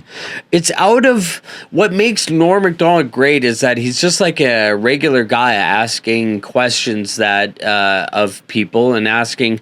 That's what comedians should do, and so like what he's saying obviously could be construed as offensive, and if you're offended by this, I feel sorry for you, but like it is funny to be proud of sexuality because you know what I mean. It's just something. Obviously, when gay pride parades started, it was because they literally were getting raided. You know, it was a way to say, "Hey, we're here. We're people. Look at us. We're just people." And that was like a very moving political thing, and they still are, obviously, but like. It just like seems so funny to be proud of your sexuality because sexuality and what you do and what couples do is not normally something that they talk about. So look, I don't know what the fuck to say about this. I'm just talking. Anyways, Norm Macdonald turning something very mundane into something very hilarious. And I want to apologize for loving this. So, and you know, comedy, by the way, can we just, since we're almost on that subject, can we just talk about comedy and the way that people act? Like comedians can't joke about things. Like Matt Rife is not a comedian I enjoy, but he's in trouble for this joke that he made on his Netflix special, and it's like, that's the funniest joke I've ever heard Matt Rife tell. You know what I mean? That's why comedy is comedy. Do you want to hear the thing that bothers me about these late night shows like Jimmy Kimmel and Stephen Colbert? They turn comedy into political agendas. So they like it's not even funny. It's just people clapping along to things they already agree with. Like it's so easy to go to an audience in Los Angeles or New York and make Trump jokes. Like, that couldn't be the least kind of brave and thing that a comedian could do. Try going to those Jimmy Kimmel, Stephen Colbert crowds and tell pro-Trump jokes or jokes that don't fit in with their political beliefs. They'll be fucking booing. They won't know what to do, but they don't understand that that's what comedy is supposed to do. It's supposed to be counter culture. And even if you don't laugh only when you agree. You know what I mean? It's just the state of comedy is so sad today, and the fact that like that's the whole point of comedy, is to say things like Matt Rife did in his Netflix special, because it's like, whoa, wasn't expecting that. Like, that's what comedy is supposed to be, not like, oh, I want to go and hear some views I already agree with. You know, it's just fucking sucks. But Norm Macdonald, man, what a legend in the making, or not in the making. What am I talking about? I'm drinking. I've been smoking. Now we're going to listen to some tunes. Great pick. Whoever picked that, I don't have the thing anymore. It's gone. Maybe this is it. No, it's gone. Sorry. But whoever did request that, thank you. That's exactly what we needed right now. Now on to the music. And for Peacekeeper, I'm Nathan. Play safe. I can put my arm back on.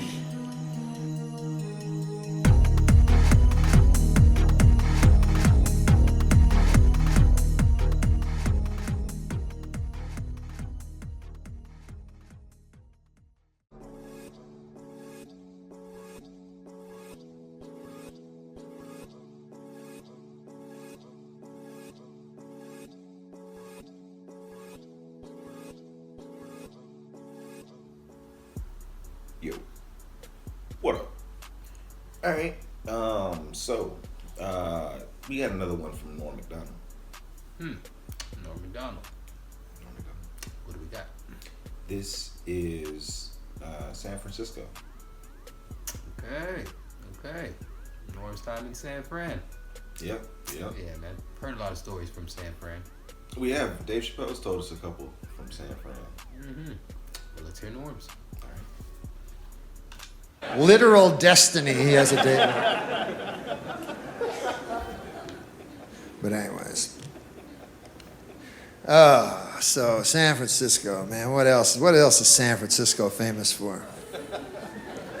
Oh, guys sucking and fucking each other. Yeah, about that.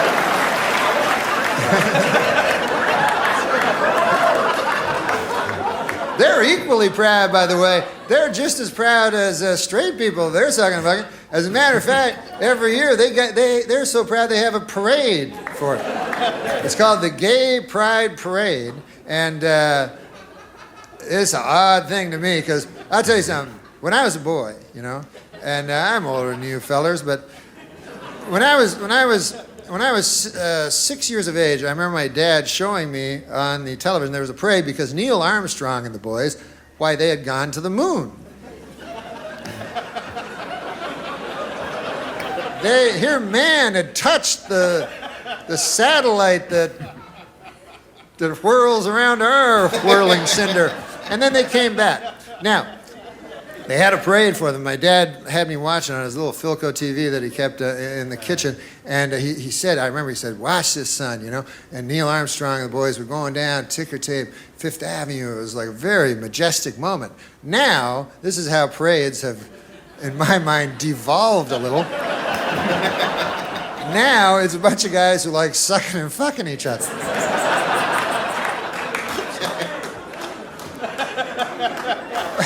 Am I supposed to bring my kid on my shoulders? Hey, look at that. Enjoy your cotton candy. There's some more guys who like sucking and fucking each other.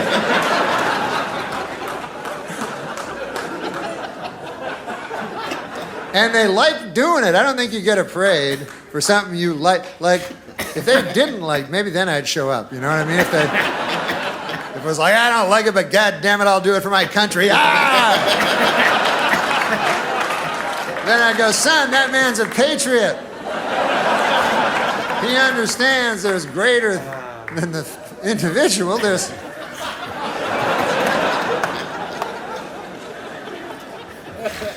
But there is one very touching moment, because a guy took me to this gay pride parade, and the most touching moment, makes you cry, is there's the parents of the adult gay children, and they're holding like signs and stuff, you know, and it's the most moving part of it. And well, first of all, they're not dancing around in leather and shit, and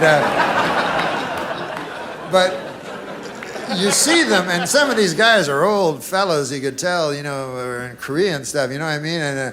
And so they carry signs that say, you know, I am proud that my son is gay, you know, and it's so beautiful. But I think they're choosing the wrong words, because pride, again, I don't, you know, like, there's a difference between accepting and loving and everything like that. But you know, I don't think anybody's bragging about it down at work or anything, you know.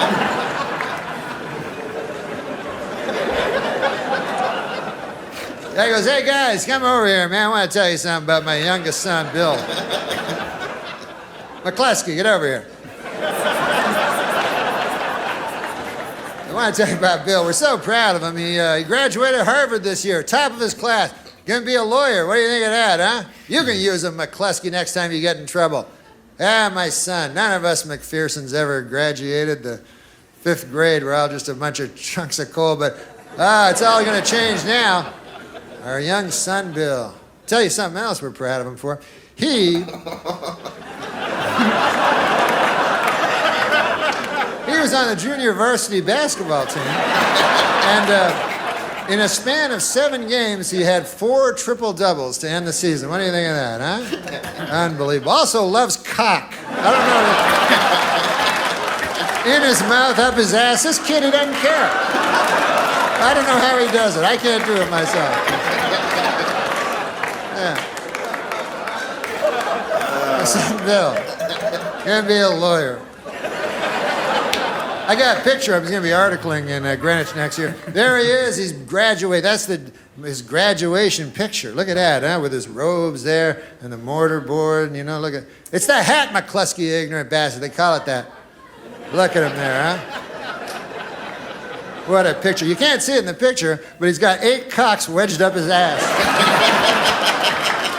And of course, you can see the fine spray of jizz arcing over his tongue as he greedily laps it up. Well. I feel so much pride when I see that picture. Pride is the thing that I most feel. Listen, folks, I just want to say San Francisco's awesome, and I'm from LA, and hey, we can't wait to get your football team. We're looking forward to that. And OJ? What? Well, I've changed my mind on OJ. No, I'll tell you what I feel about OJ.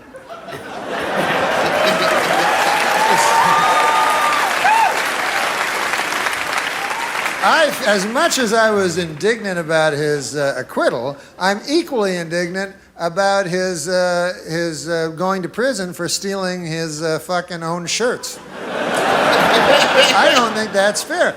I don't think if you steal your own shirts, you should get 35 consecutive life sentences.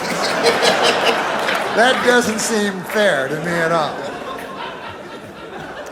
And now he's probably saying, I wish I got fucking, I wish I was put up for the other crime, because here's the thing. In prison, they have a pecking order. Now, in the pecking order, one of the top people on the pecking order are the double murderers. They're way up high.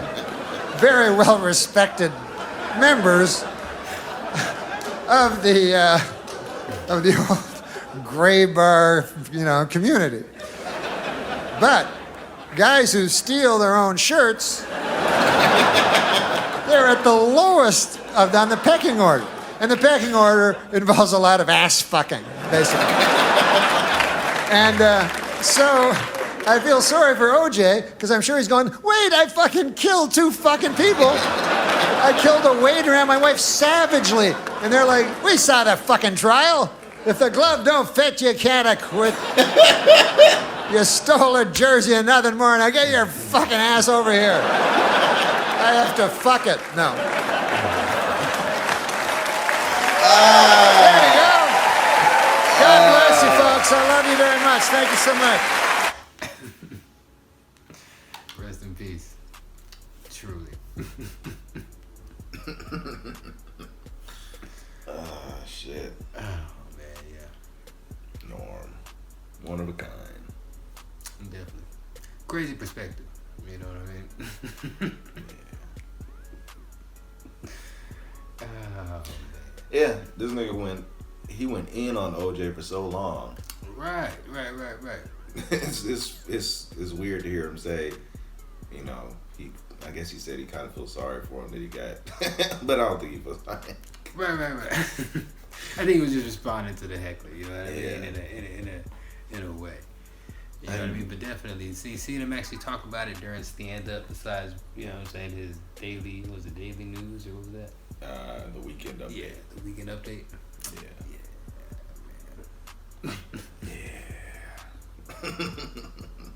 Yeah. Norm. Damn. It was hilarious. Jesus Christ. Yeah, man. Naturally funny. Pride. Yeah. Pride. They were supposed to be watching something on the space. What is it, a satellite that went around the moon? You know, you gotta be careful. You gotta check to see, you know, if you want to go to a parade, you gotta make sure you're not going to the wrong one. If you take your kids to the wrong parade, they could be damaged. Definitely. A lot of wild parades nowadays. Yeah, man. Isn't that a great thing? You know what I mean? Yeah, everybody, you know, something for everybody. Yeah, something for everybody. I would guess that one of the good things about this, you had some time off. Have you taken some vacation? Have you gone anywhere, traveled? Yeah. I went. I wanted to get away from all the showbiz, crazy showbiz. Yeah. So I decided I'd go on a vacation, you know. Right. And I don't like to go to hotels because all my years of doing my nightclub act, I don't like hotels. Yeah. So I decided I'll go, you know, my buddy tells me, he goes, hey, you should go to one of them bed and breakfasts. You ever hear tell them? Oh, yeah, sure. Yeah. The idea is you go there, it's a guy's house, and you live in his room, and then he makes you some breakfast. Right. Very yeah. It's a thumbnail. Yeah, you know? that's it, sure. So I looked one up on the internet there, and I found one. I went to Vancouver Island, Victoria, which is beautiful. Oh, my God. It's God's little country. And so I go there, and I look up my place where I'm supposed to go. I have it on a little piece of paper.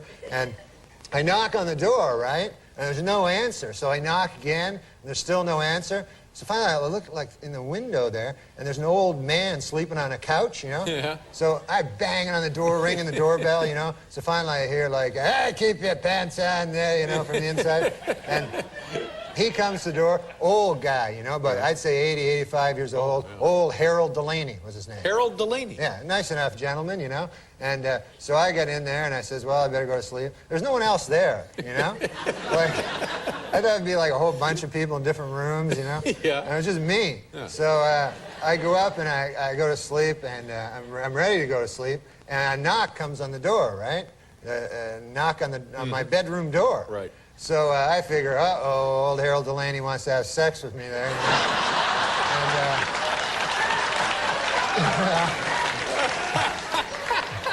That's the first thought that went through your mind, huh? Well, I'm a young fella. These days, anything not a goes. bad-looking guy, sure, I'm not a...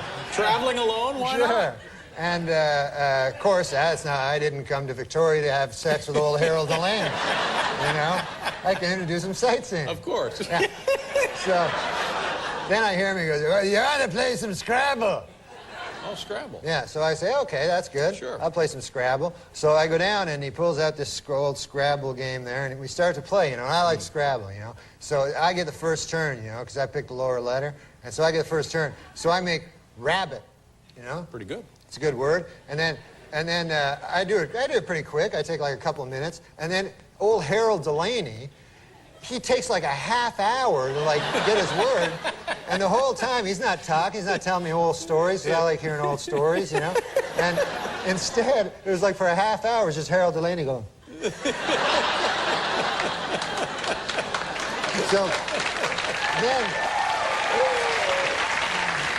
So then after a half an hour of that, you know, I'm just sitting there, he comes up with his word, it's hat. That's his word, yeah, hat. So he puts it, and he takes the word hat, and then he puts it like way in the corner on that triple letter score. Right. The triple word, the red one that you want to get to. Yeah, sure. But you can't just put it there. No, it's got to have some relation to rabbit. Yeah. Yeah. You got to move up there, you know, and finally get to there. But instead, he just puts it right there. Oh, no. So I go, all right, you know.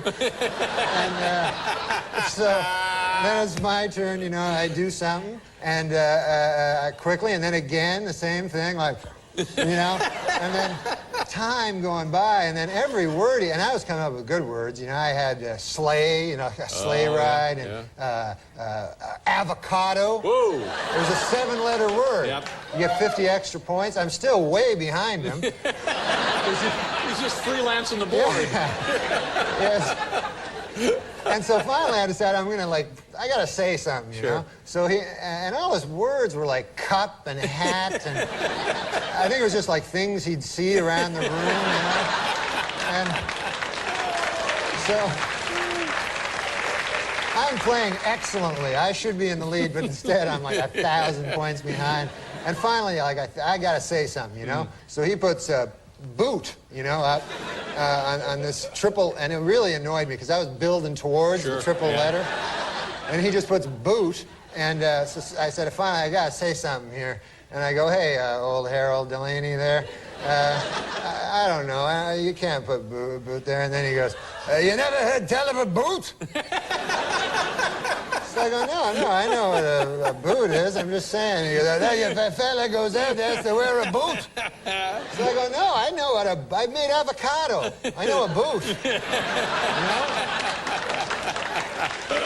And it just took him forever. And I think, and also I noticed a weird thing. There were no blanks. You know how you have the blanks in the game, and it's always good to use any letter, right? Yeah. I realized there's no blanks in this game, and I figured old Harold Delaney must have, when he got the game, figured, what the hell is that, you know, and throwing it away. Can't use it. Yeah. Now, how was the breakfast? Did you have the breakfast? There was no breakfast. I got up the next day. I was so hungry from playing Scrabble all night. So I says, hey, Harold, how you doing there? How about some breakfast? And he goes, I've never been much for breakfast. So I go, oh, all right.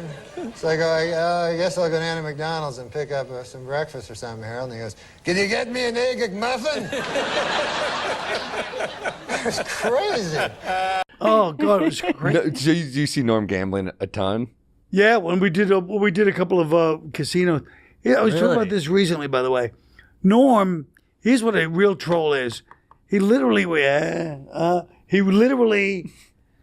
was DMing me because we just do these casino gigs. We did a bunch of them. Hey, this is a month before he died. Hey, let's book some more of these casino shows. What do you think? I go, oh, yeah, I didn't know he was dying. Yeah. I go, yeah, great. He goes, great. Call your agent. Let's do some in the fall. It'll be great or whatever he was saying. I go, yeah, great. And he just starts talking to me and like DM back and forth about doing gigs. Yeah. He knew he was going to be dead in a month. Whoa. Do you think that he thought that was like funny, or do you want to connect to comic? Like, I feel like he's such a comic till the end. Like, do you think that there was something about it that he thought, like, why do you think he did that? I think he just thought it was funny. Yeah. I think he was Troll. just doing like a To plan a casino gig. I think it was sort of like a bond, but it was also just to be like, hey, let's do some gigs, like just to bust balls. Then when he died, I'd be like, fucking no. But maybe he wanted to live like a normal, there's some normalcy to it. Like, I'm not going to die. I'll book gigs and But then he I'll was live such longer. like he would never break. So I feel like it was a troll because he would never break. Like when he would troll somebody else and then he'd be talking to you and go, "You believe that guy?" Like, come on, Norm, you know. I don't know, what are you talking about? Yeah. Guy's crazy. Like, he would never break to us. Yeah, he would throw. Right. He would. That was what was fascinating. Why I love to watch old interviews or clips with him is that as long as it's funny, he doesn't need you to know what he's doing. That's right. And it's so brave and so cool because I would want to tell the person at the end, and he didn't care. He was in it for that joke, like and that he was famous so roast. fucking funny with that. That roast was one of the funniest things because he just didn't break. He didn't care. I don't know broke, if anyone else would have had the balls to do that. No. I remember No meeting chance. him once, and I explained to him, I used to do this dumb thing where I would take a picture and hold up like my wedding ring with the most just disgusting guy in the bar. I thought it was so funny, just some guy that's passing out drunk, and I'd be like, got him. There's something so foul about a woman holding up her rock. Like, it's just such a true pig's move. That's so funny. And I remember he's such a comic because I remember me trying to explain this to him. First of all, I was being annoying. Like, I didn't know him that well. I hadn't done stand up that long. And I was like, I do this thing, but right away he got it. He's like, I know what you mean. Yeah. And then he was immediately just like worthless, like scowl. Like,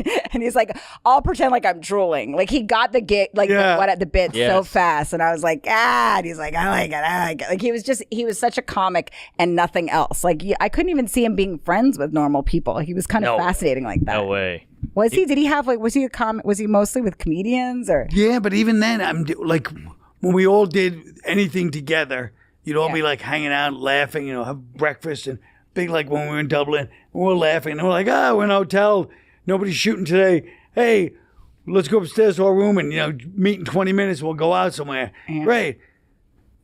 No, an hour, 2 hours, just no response. Then we see him later. He come down. Where were you? Well, you know where we were. We've been texting you for hours, banging on your room. You guys didn't get in touch with me. You went out. We told you we were going out in 20 minutes. Like, you would just do that and never break. Never be like, I was doing this, you know. He's probably, you know, online gambling, but whatever. Right. There's so many great clips of him throwing Spade under the bus. You know, they brought Dennis Miller. Dennis Miller one. Yes. So fucking and fun. Spade's like, yeah, you know, I do pretty well with the ladies. And Dennis Miller's like, never got a hooker, huh? And he's like, no, I don't need a hooker. And Norm's like, you got one last night. What are you talking about? Spade's like, what? What are you talking about, Norm? And it's great. You ever hear the I've listened to everything he's ever done, but he has that podcast with Chris Hardwick. And they're talking about one-person shows. Like, he's like, everybody's talking about gets cancer. They do a whole one-man show about getting cancer. Anybody can get cancer. That's not an accomplishment. That's not a skill. Knowing you had cancer the whole time changes everything. It is so norm to tell no one that. Yes. Yes, it is. Yeah. It really is. But he used to speak in Spade when we did, we all staying at the hotel in Boston, this nice hotel. And one day we were just sitting in Spade's room because he had a big room, you know. Yeah. And we're all sitting there and then suddenly the door rings and it's like $800 worth of like steaks and stuff like that. And then Spade's like, I don't think I ordered this. No, goes, I ordered it. I figured you said you were hungry before. And he's like, and he would do it all the time. Spade, and then Spade would just be like, so funny along, like, I don't know if I wanted to pay for everybody's eat. You know? Half these people I don't even know. Like, I figured we'll have you're hungry. Everybody's probably hungry. You guys are hungry. You just be sitting there and you eat like the steak, like just cut it like, you know, like cartoon technique. Yeah, right. This is good steak. With his oversized T-shirt. And it would play off each other. Watching them was like one of the funniest things, like watching a TV show. Well, I heard, doesn't Florentine always do the gag that whenever you're at a steakhouse, he just gets the guy with the pepper thing to just keep going until the meal is ruined? Until the whole thing is covered in pepper. That's great. It's such a good gag. So funny. You're literally ruining your dinner just for a a laugh. Just a little more. And wait till the guy stops. I like a lot of pepper, so just a little more. Just keeps doing it. That's fun. The one with Spade. We got the worst Googler on the planet here. Come on, here we go. What's this? Is it? This is just a classic Norm fucking with Spade. It's the yellow shirt. Yeah, that's the one. Oh, this is a great one. I've seen this. What happened to Dennis Miller? Because they had that Viagra thing out. Yeah. And the other day, Bob Dole came right out and said he was one of the first. Yeah. And you don't want to hear about Bob Dole's cock, you know? I mean, President Clinton's cock, Bob Dole's cock, what the hell? But mostly, an old man like that, you don't want him to have a super hard cock. You know what I mean? Why? Why? Because an old man, you want him to be got a pipe going, a newspaper, the dog at his feet there. Well, that in some corners is considered pipe. Oh. But now they're going to have to create some goddamn At some pill point he fucks that with makes space. women aroused at the sight of a fucking 70-year-old dude with a super hard cock. You know what I'm saying? Skip ahead, maybe. Doc, this guy has fevered nightmares all night. Dreams, I mean, like sweaty, fevered dreams from the cock talk that's been all over his head. Why bury me twice? He's killing me. No, he's a good man. That was the same. All right, well, it's buried in It's there. on there. It's amazing. I know what you're talking about. He just keeps shitting on it. Yeah. Every line's like his dick's not. The type of stuff you do with your friends, but it's just killer jokes. Well, it's like you used to do to put Andy Richter on Conan. You ever see all those? Oh, yeah. It was like, they have these Swedish Andy Richter jokes. He won't even look at Andy. He's talking to Conan. Yes. This is a given. Yeah, he's like, he spent $4,800 on whores in nickels or whatever. I can't remember the joke, but he was the king, and he lived with his mom till the end in a 1-bedroom apartment. Wait, what? Yeah. I didn't know that. Oh, you never seen that documentary about Norm where he's sitting on a shitty couch in L.A. in like a shitty studio condo apartment, and his mom brings him a sandwich, and he's just sports gambling on a card table on a laptop. His mom came to a few of those gigs. Really? She was the greatest. She seemed very nice. Was she funny? She was funny, and you could tell she was like Norm's mom. She had a little martini, and she's probably 80 or something, but she looked great, like elegant and just witty. Oh, she was great. Love it. And I feel like now, at the time, I was like, it's kind of weird she's coming. She probably knew he was dying. Yeah, of course. And then, so that's why she was coming to the gig. I remember you told me. Did he have kids? No, I'm sorry. One son, Dylan. Yeah. I remember you told me a long time ago when he started in Montreal that Leonard Cohen used to go to Norm's shows, and Norm didn't give a shit. No, just even more. He goes. Leonard Cohen came to my because I was playing a Leonard Cohen album or something at SNL. He goes, Leonard Cohen, that guy used to live in Montreal. I go, yeah. He goes, when I started comedy, I wasn't even that good. He'd come to all my shows, sit in the back, and watch my shows all the time. I go, that's amazing, He goes, why? I hated his music. He gave me one of his records. It sucked. It's terrible. He's like, oh, he starts imitating. Like you could tell he heard of him. I hated Leonard Cohen. It's amazing that you this like musical genius is at your shows and you're annoyed. Yeah, he hated him. Crazy. Because he liked him. Yeah, like it's like. Well, he just didn't like. What kind of music did Norm listen to? Well, he listened to country music, but one time I tried to turn him into country, like outlaw country, those like Merle Haggard, Steve Earle, and those kind of guys. John Prine, and then John Prine, and then he's like, I hate this. He put on like whoever was Travis Tritt.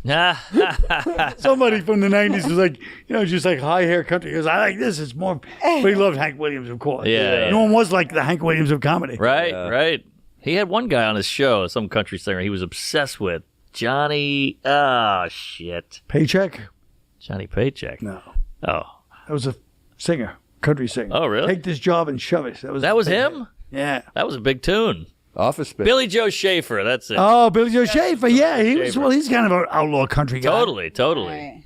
Oh, look, Adam Eggett's got the cowboy. Adam Eggett's literally texted me yesterday because I didn't know that Norm loved noir so much, but Adam and I always like send each other movies and shit. Yeah. But he apparently we're obsessed with Orson Welles clips. He was apparently obsessed with this shit too. Oh, that's great. Well, that goddamn Adam Eggett. When we did a memorial for Norm, and everybody gets up and tells Norm stories when in L.A. And Adam Eggett was last year.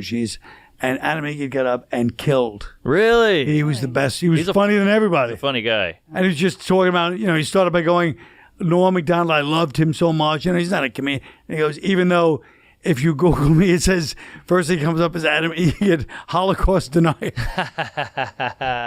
Wait, why does this? Norm started that. Norm would just do this whole show. Adam Eggett. Oh, right. And he'd be like, he'd have like some like Mel Brooks or somebody who doesn't even understand what's going on. He goes, oh, yeah. At least I believe the Holocaust existed. Some That is people fucking amazing. And then he'd be like, what? He doesn't believe it. He goes, anyway, and change the subject. And you can see like Carl Reiner just fuming mad. Rumor to And Adam would just be like, well, actually, I don't believe Carl Reiner. They went to Norm's funeral? Who did? No. Oh. I'm saying on the show is explaining why he's known as. Oh, okay. He's known as caller because he would just call him that and then just continue the conversation. Right. The guests would be like, "What?" So funny. He really zinged him hard on that Call show. somebody to get that rumor started about somebody is hilarious. It was so funny. Ludicrous. Especially these older guys who are like, this guy's a Holocaust fan. They were like, and I'm going to be trying to say, I'm It's half so Jewish. horrible. Yeah. It's so horrible. That's great. It's so funny. The best troll. Just say it and then quickly talk about something else to the guest. It'll be like, you can see the angry eyes. God damn. Norm, the king. Classic. Ah. Well, we still got Fluffy.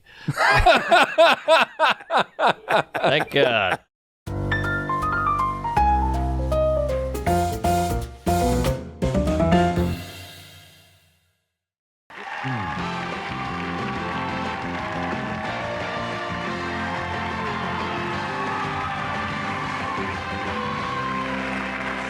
Try these words out. Droll, sarcastic, controversial, hilarious. Well, those are some of the words that are used to describe Norm Macdonald's character on his sitcom, Norm. But as you will see in this clip, people may think twice before they use the words smooth or charming. Take a look. Hey, Lori. Hey, look, I can see your underwear there. You're supposed to see him. Yeah, that's a little desperate, isn't it? I'm playing tennis with Shelley. You're playing tennis with Shelley? Yeah. Hey, I have an idea that would even be more fun for you. If I played tennis with Shelley, while you, I don't know what you do, who cares? And in spite of that, please welcome Norm Macdonald.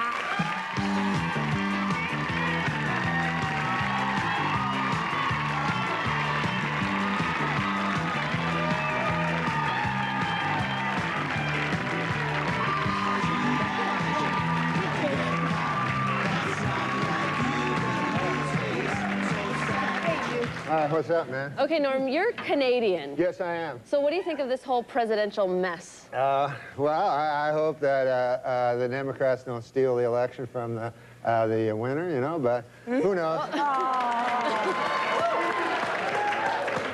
You like George Bush, don't you? I love George Bush, man. He's a good man, decent, you know, none of this. He's, you know, he's not a liar, a crook, murderer, or anything like that. So it'd be good to get the. See, I think we should get the homicide out of the White House and get like a fresh start, because we don't want any more murderers. I think we should just go on to the next question. Oh. Who the murderers? Yeah. Oh, Clinton, he murdered a guy. Yeah, you know, we're not allowed to, you're not allowed to put out no accusations without. That's a little too far. That's the way it does work. Let's just go on to the next question. Yeah. This is not my week. What can I tell you? Oh, it's not mine either, and I'm being very nice, okay? Be a good boy. Now, Norm. Do you never hear that? No. Listen, Norm, we don't need I to don't talk want to get about into this, that. and I don't want to hear it, and this is not the place to make those accusations, and you're supposed to be funny. Let's get on to the next question. So get with it. There you go. This is a live show. Not for nothing, Norm, but you have been properly chastised by Barbara, so I'm not going to ask the next question. I thought it was a matter of record. Shut up! Shut up! Look, Okay. let me do this, okay? I'll tell you what's a matter of record. You will not be invited back if you don't shut up. All right, now. Let's talk football. All right, manslaughter. Let's talk football. Norm, did you ever hear the word? The phone is ringing. I certainly hope that's somebody calling to tell you to go home. Oh, no. Dude, you got a phone ringing. Oh. Answer the phone. Hello? Oh, yeah. Oh, no. The thing is this. There, you know Matt Strauss? Yeah, the producer. The producer. He told me it would be funny. He said, like, why don't you carry a cell phone on and then let it ring and then pretend like there's a guy on it? Is there anybody on it? No, it's a thing. Pretend. You know what, Norm? You're a dead man. Here, you talk to him, man. You know what, Barbara? You know what you said about rage at work? Give this man a plate of soup and tell him to shut up. Norm, all right then. Let's see. Norm. What? Okay, listen, Norm, listen.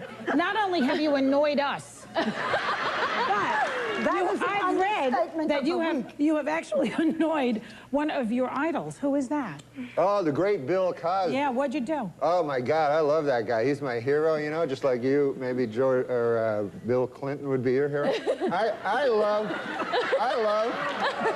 Let's stop helping you, is there? No, I seem to like Bill Clinton. They really, and this man leads into our show on Friday night. I know. It's all right. His career's over after this anyway. Who cares? Go ahead, Norm. No, Bill Clinton, who's a great man, obviously. You know, everybody has their opinions, right? Mm-hmm. Are you moving along? No, You're Bill going to get to the point. Cosby. Bill Cosby. Oh, God. Cosby. What's in that coffee? What are you drinking in there? Now, Bill Cosby is a great man, first of all. There has never been any accusations toward Bill Cosby about any... Will you just tell us what you did about Bill Cosby? Oh, I met him. I opened for him at a club, and he was a great man, you know. He's my hero of all time. You know how funny Bill Cosby Yeah, is, right? so get to the point. I'm going past menopause. Make the point. Let's go. Not everything has a point. We are learning that, okay?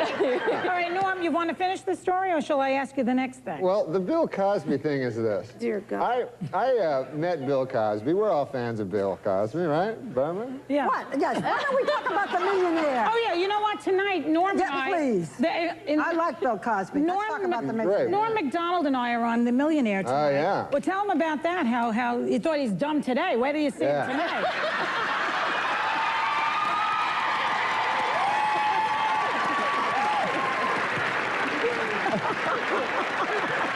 Come on, Norm.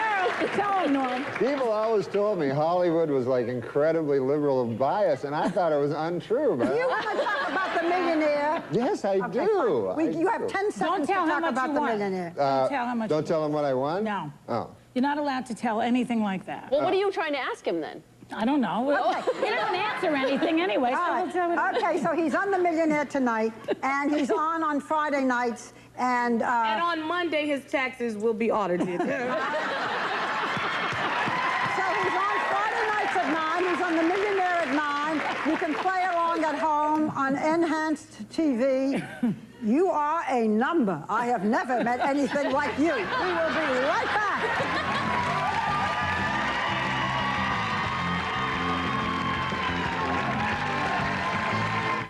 Hey, it's great to be here in San Francisco. This is the first week of the golf, you know, and Tiger is my favorite golfer ever, you know. And he's, you know, he went to Stanford, if you guys don't know that, which is awesome. And I'm hoping this is his year, man, because I feel bad for the guy, you know. And God damn, it's too bad that happened and everything. And, you know, whatever. I just hope he does good, that's all I'm saying. It was funny, at the time it happened, you know, you get so, like, naive about things, you know what I mean? Like I remember I was, like, outraged and everything. I don't know what the fuck I was thinking, you know? Like, I don't know what I thought his life was, but I remember at the time going, what? I don't believe you. Are you telling me, are you trying to tell me that guy is worth $6 billion? You're telling me that the world's greatest athlete over there, Tiger Woods, you're telling me that guy, that super handsome, charismatic dude, likes to lie down with ladies? I don't buy it. I don't buy that for 1 second. Doesn't make any sense. And then when it turned out to be true, I was all like outraged like an idiot, you know. I was like, I don't like hypocrites. I don't care for that. He always presented himself in public as a golfer. I would see him on TV be hitting a golf ball and shit, and a golf ball would get near the hole. That's what I thought. I didn't know he was leading some kind of double life where he was golfing by day and laying down with ladies at the night. If I'd known that, I never would have bought the fucking Buick in the first place, you know? Now, I'm driving down the street and a Buick, people snickering at me. I don't know. I don't know what I thought his life was. I try to remember back, you know, because when you look, of course, it makes complete sense, you know. You know, what do you think? Like, he's like, hey, Tiger Woods, I just won the Tiger Slam. Why, I've sipped from the claret jug and I've hoisted the Wanamaker Trophy. Here I am trying on my second green jacket. What should I do tonight? I know, I'll go back to my hotel room alone all by myself. That'll be fun. I understand there's a Card Sharks marathon on GSN tonight. I'll invite Mark Calcavecchio over and we'll have a grand old time together. What the fuck?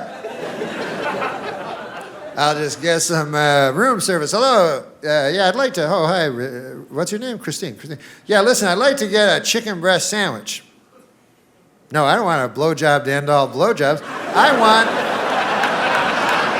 a chicken breast sandwich with a pickle. Can I get a pickle with it? Can I get an eighth of a pickle? Like lengthwise sliced? So I would just have 1/8. Do you have anything like that down there?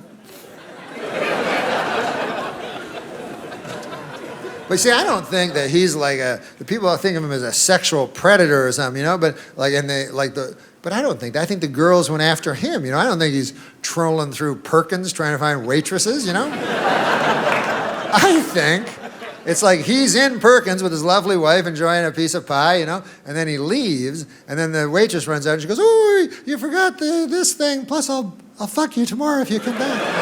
He's like, "Oh, okay."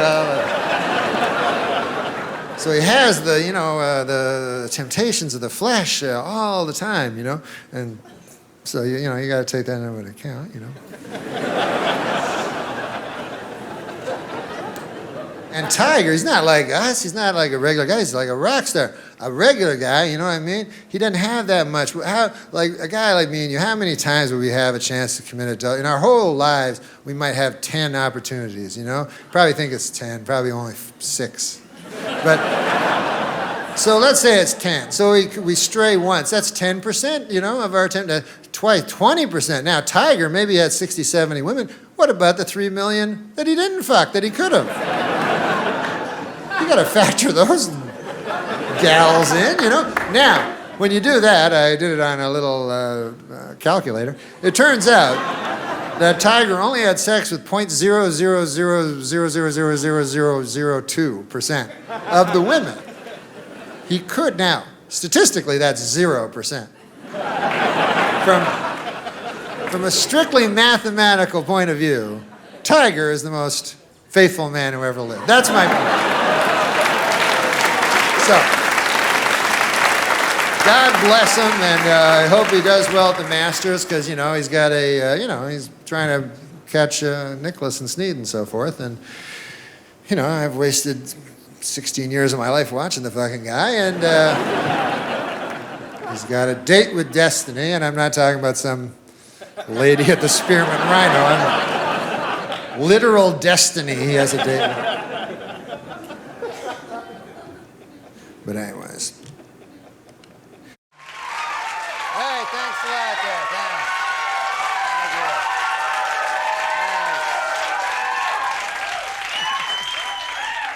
Well, thanks. Good to be here, and I'm feeling good and everything. I had a rough day today, though. I bit my tongue. You ever do that? Yeah! And I got a big purpley thing on the side of my tongue there, and hurts like a bastard, you know. And it's embarrassing biting your tongue there, you know, because, you know, you're walking down the street there, minding your own business, you know, you just, you know, doodly-doo, doodly-doo. Oh! Then you bit your tongue, you got this bit tongue going there, and everybody looking at you, and man, that's bad. People go, "Hey, what's the matter there? What happened to you?" You go, "Ah." They go, what, you bite your tongue?" "No, it's my uncle died." But I was thinking about it today, actually. I'm surprised that I don't bite my tongue all the time, you know, because I got so many teeth, you know. I got like, I got 50, 100 teeth in my head, and they're all right around my tongue, you know. They're all right near the vicinity of my tongue, and they'll bite anything, my teeth. They don't care, you know. Could be a pork sandwich, could be my tongue. What do they care? They just bite. That's all they know. That's all they know. They're not trained for anything else. They just bite. I got too many teeth. That's the problem. I got like 50, 100 teeth, and I only need, I don't know, I never count them, but I like to deal with round numbers. But I got a lot of teeth, And I don't need hardly any of them, you know, because a lot of them are like, I got fangs here. You ever see these teeth going here? There are a couple of, you got big fangs sticking out, which you got no use for, you know, because that's from back in the old days. You needed them back then to, like, whatever, you know. You know what I mean? You had to go out in the morning and stalk a gazelle and rip his throat out with your teeth. But, you know, you don't have to do that anymore, do you? Thank God those days are over, huh, folks? Remember back then when you had to wake up, ah! Ah!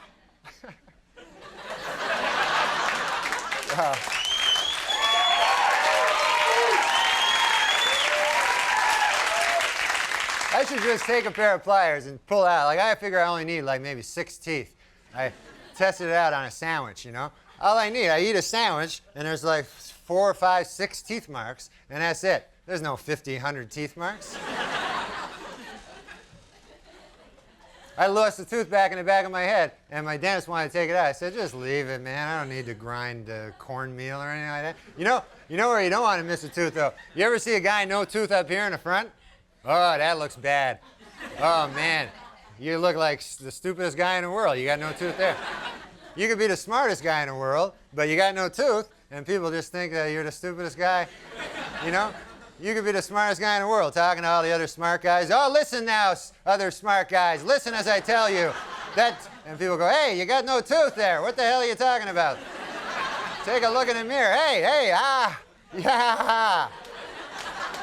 But I take good care of my teeth, you know? You got to take care of your teeth. That's what I brush them. You ever do that? Sure you have. Everybody has. What am I asking that for? I got trying to floss. That's a tough thing to get into. Huh? That's a bastard, that flossing. Oh my God, you got a rope there in between your teeth. And then after you're finished, your mouth's a big gushing fountain of blood going there. You know, this feels good now. Yes. I feel a little faint, but I got that thing with I got that piece of pork from the pork sandwich. So that's good. I got that. So I don't floss. The hell with flossing, I say, you know. I do the next best thing. You know what I do? What I do is I tell my dentist that I floss. I just lie to the guy. What the hell do I care? I'm just a dentist, you know.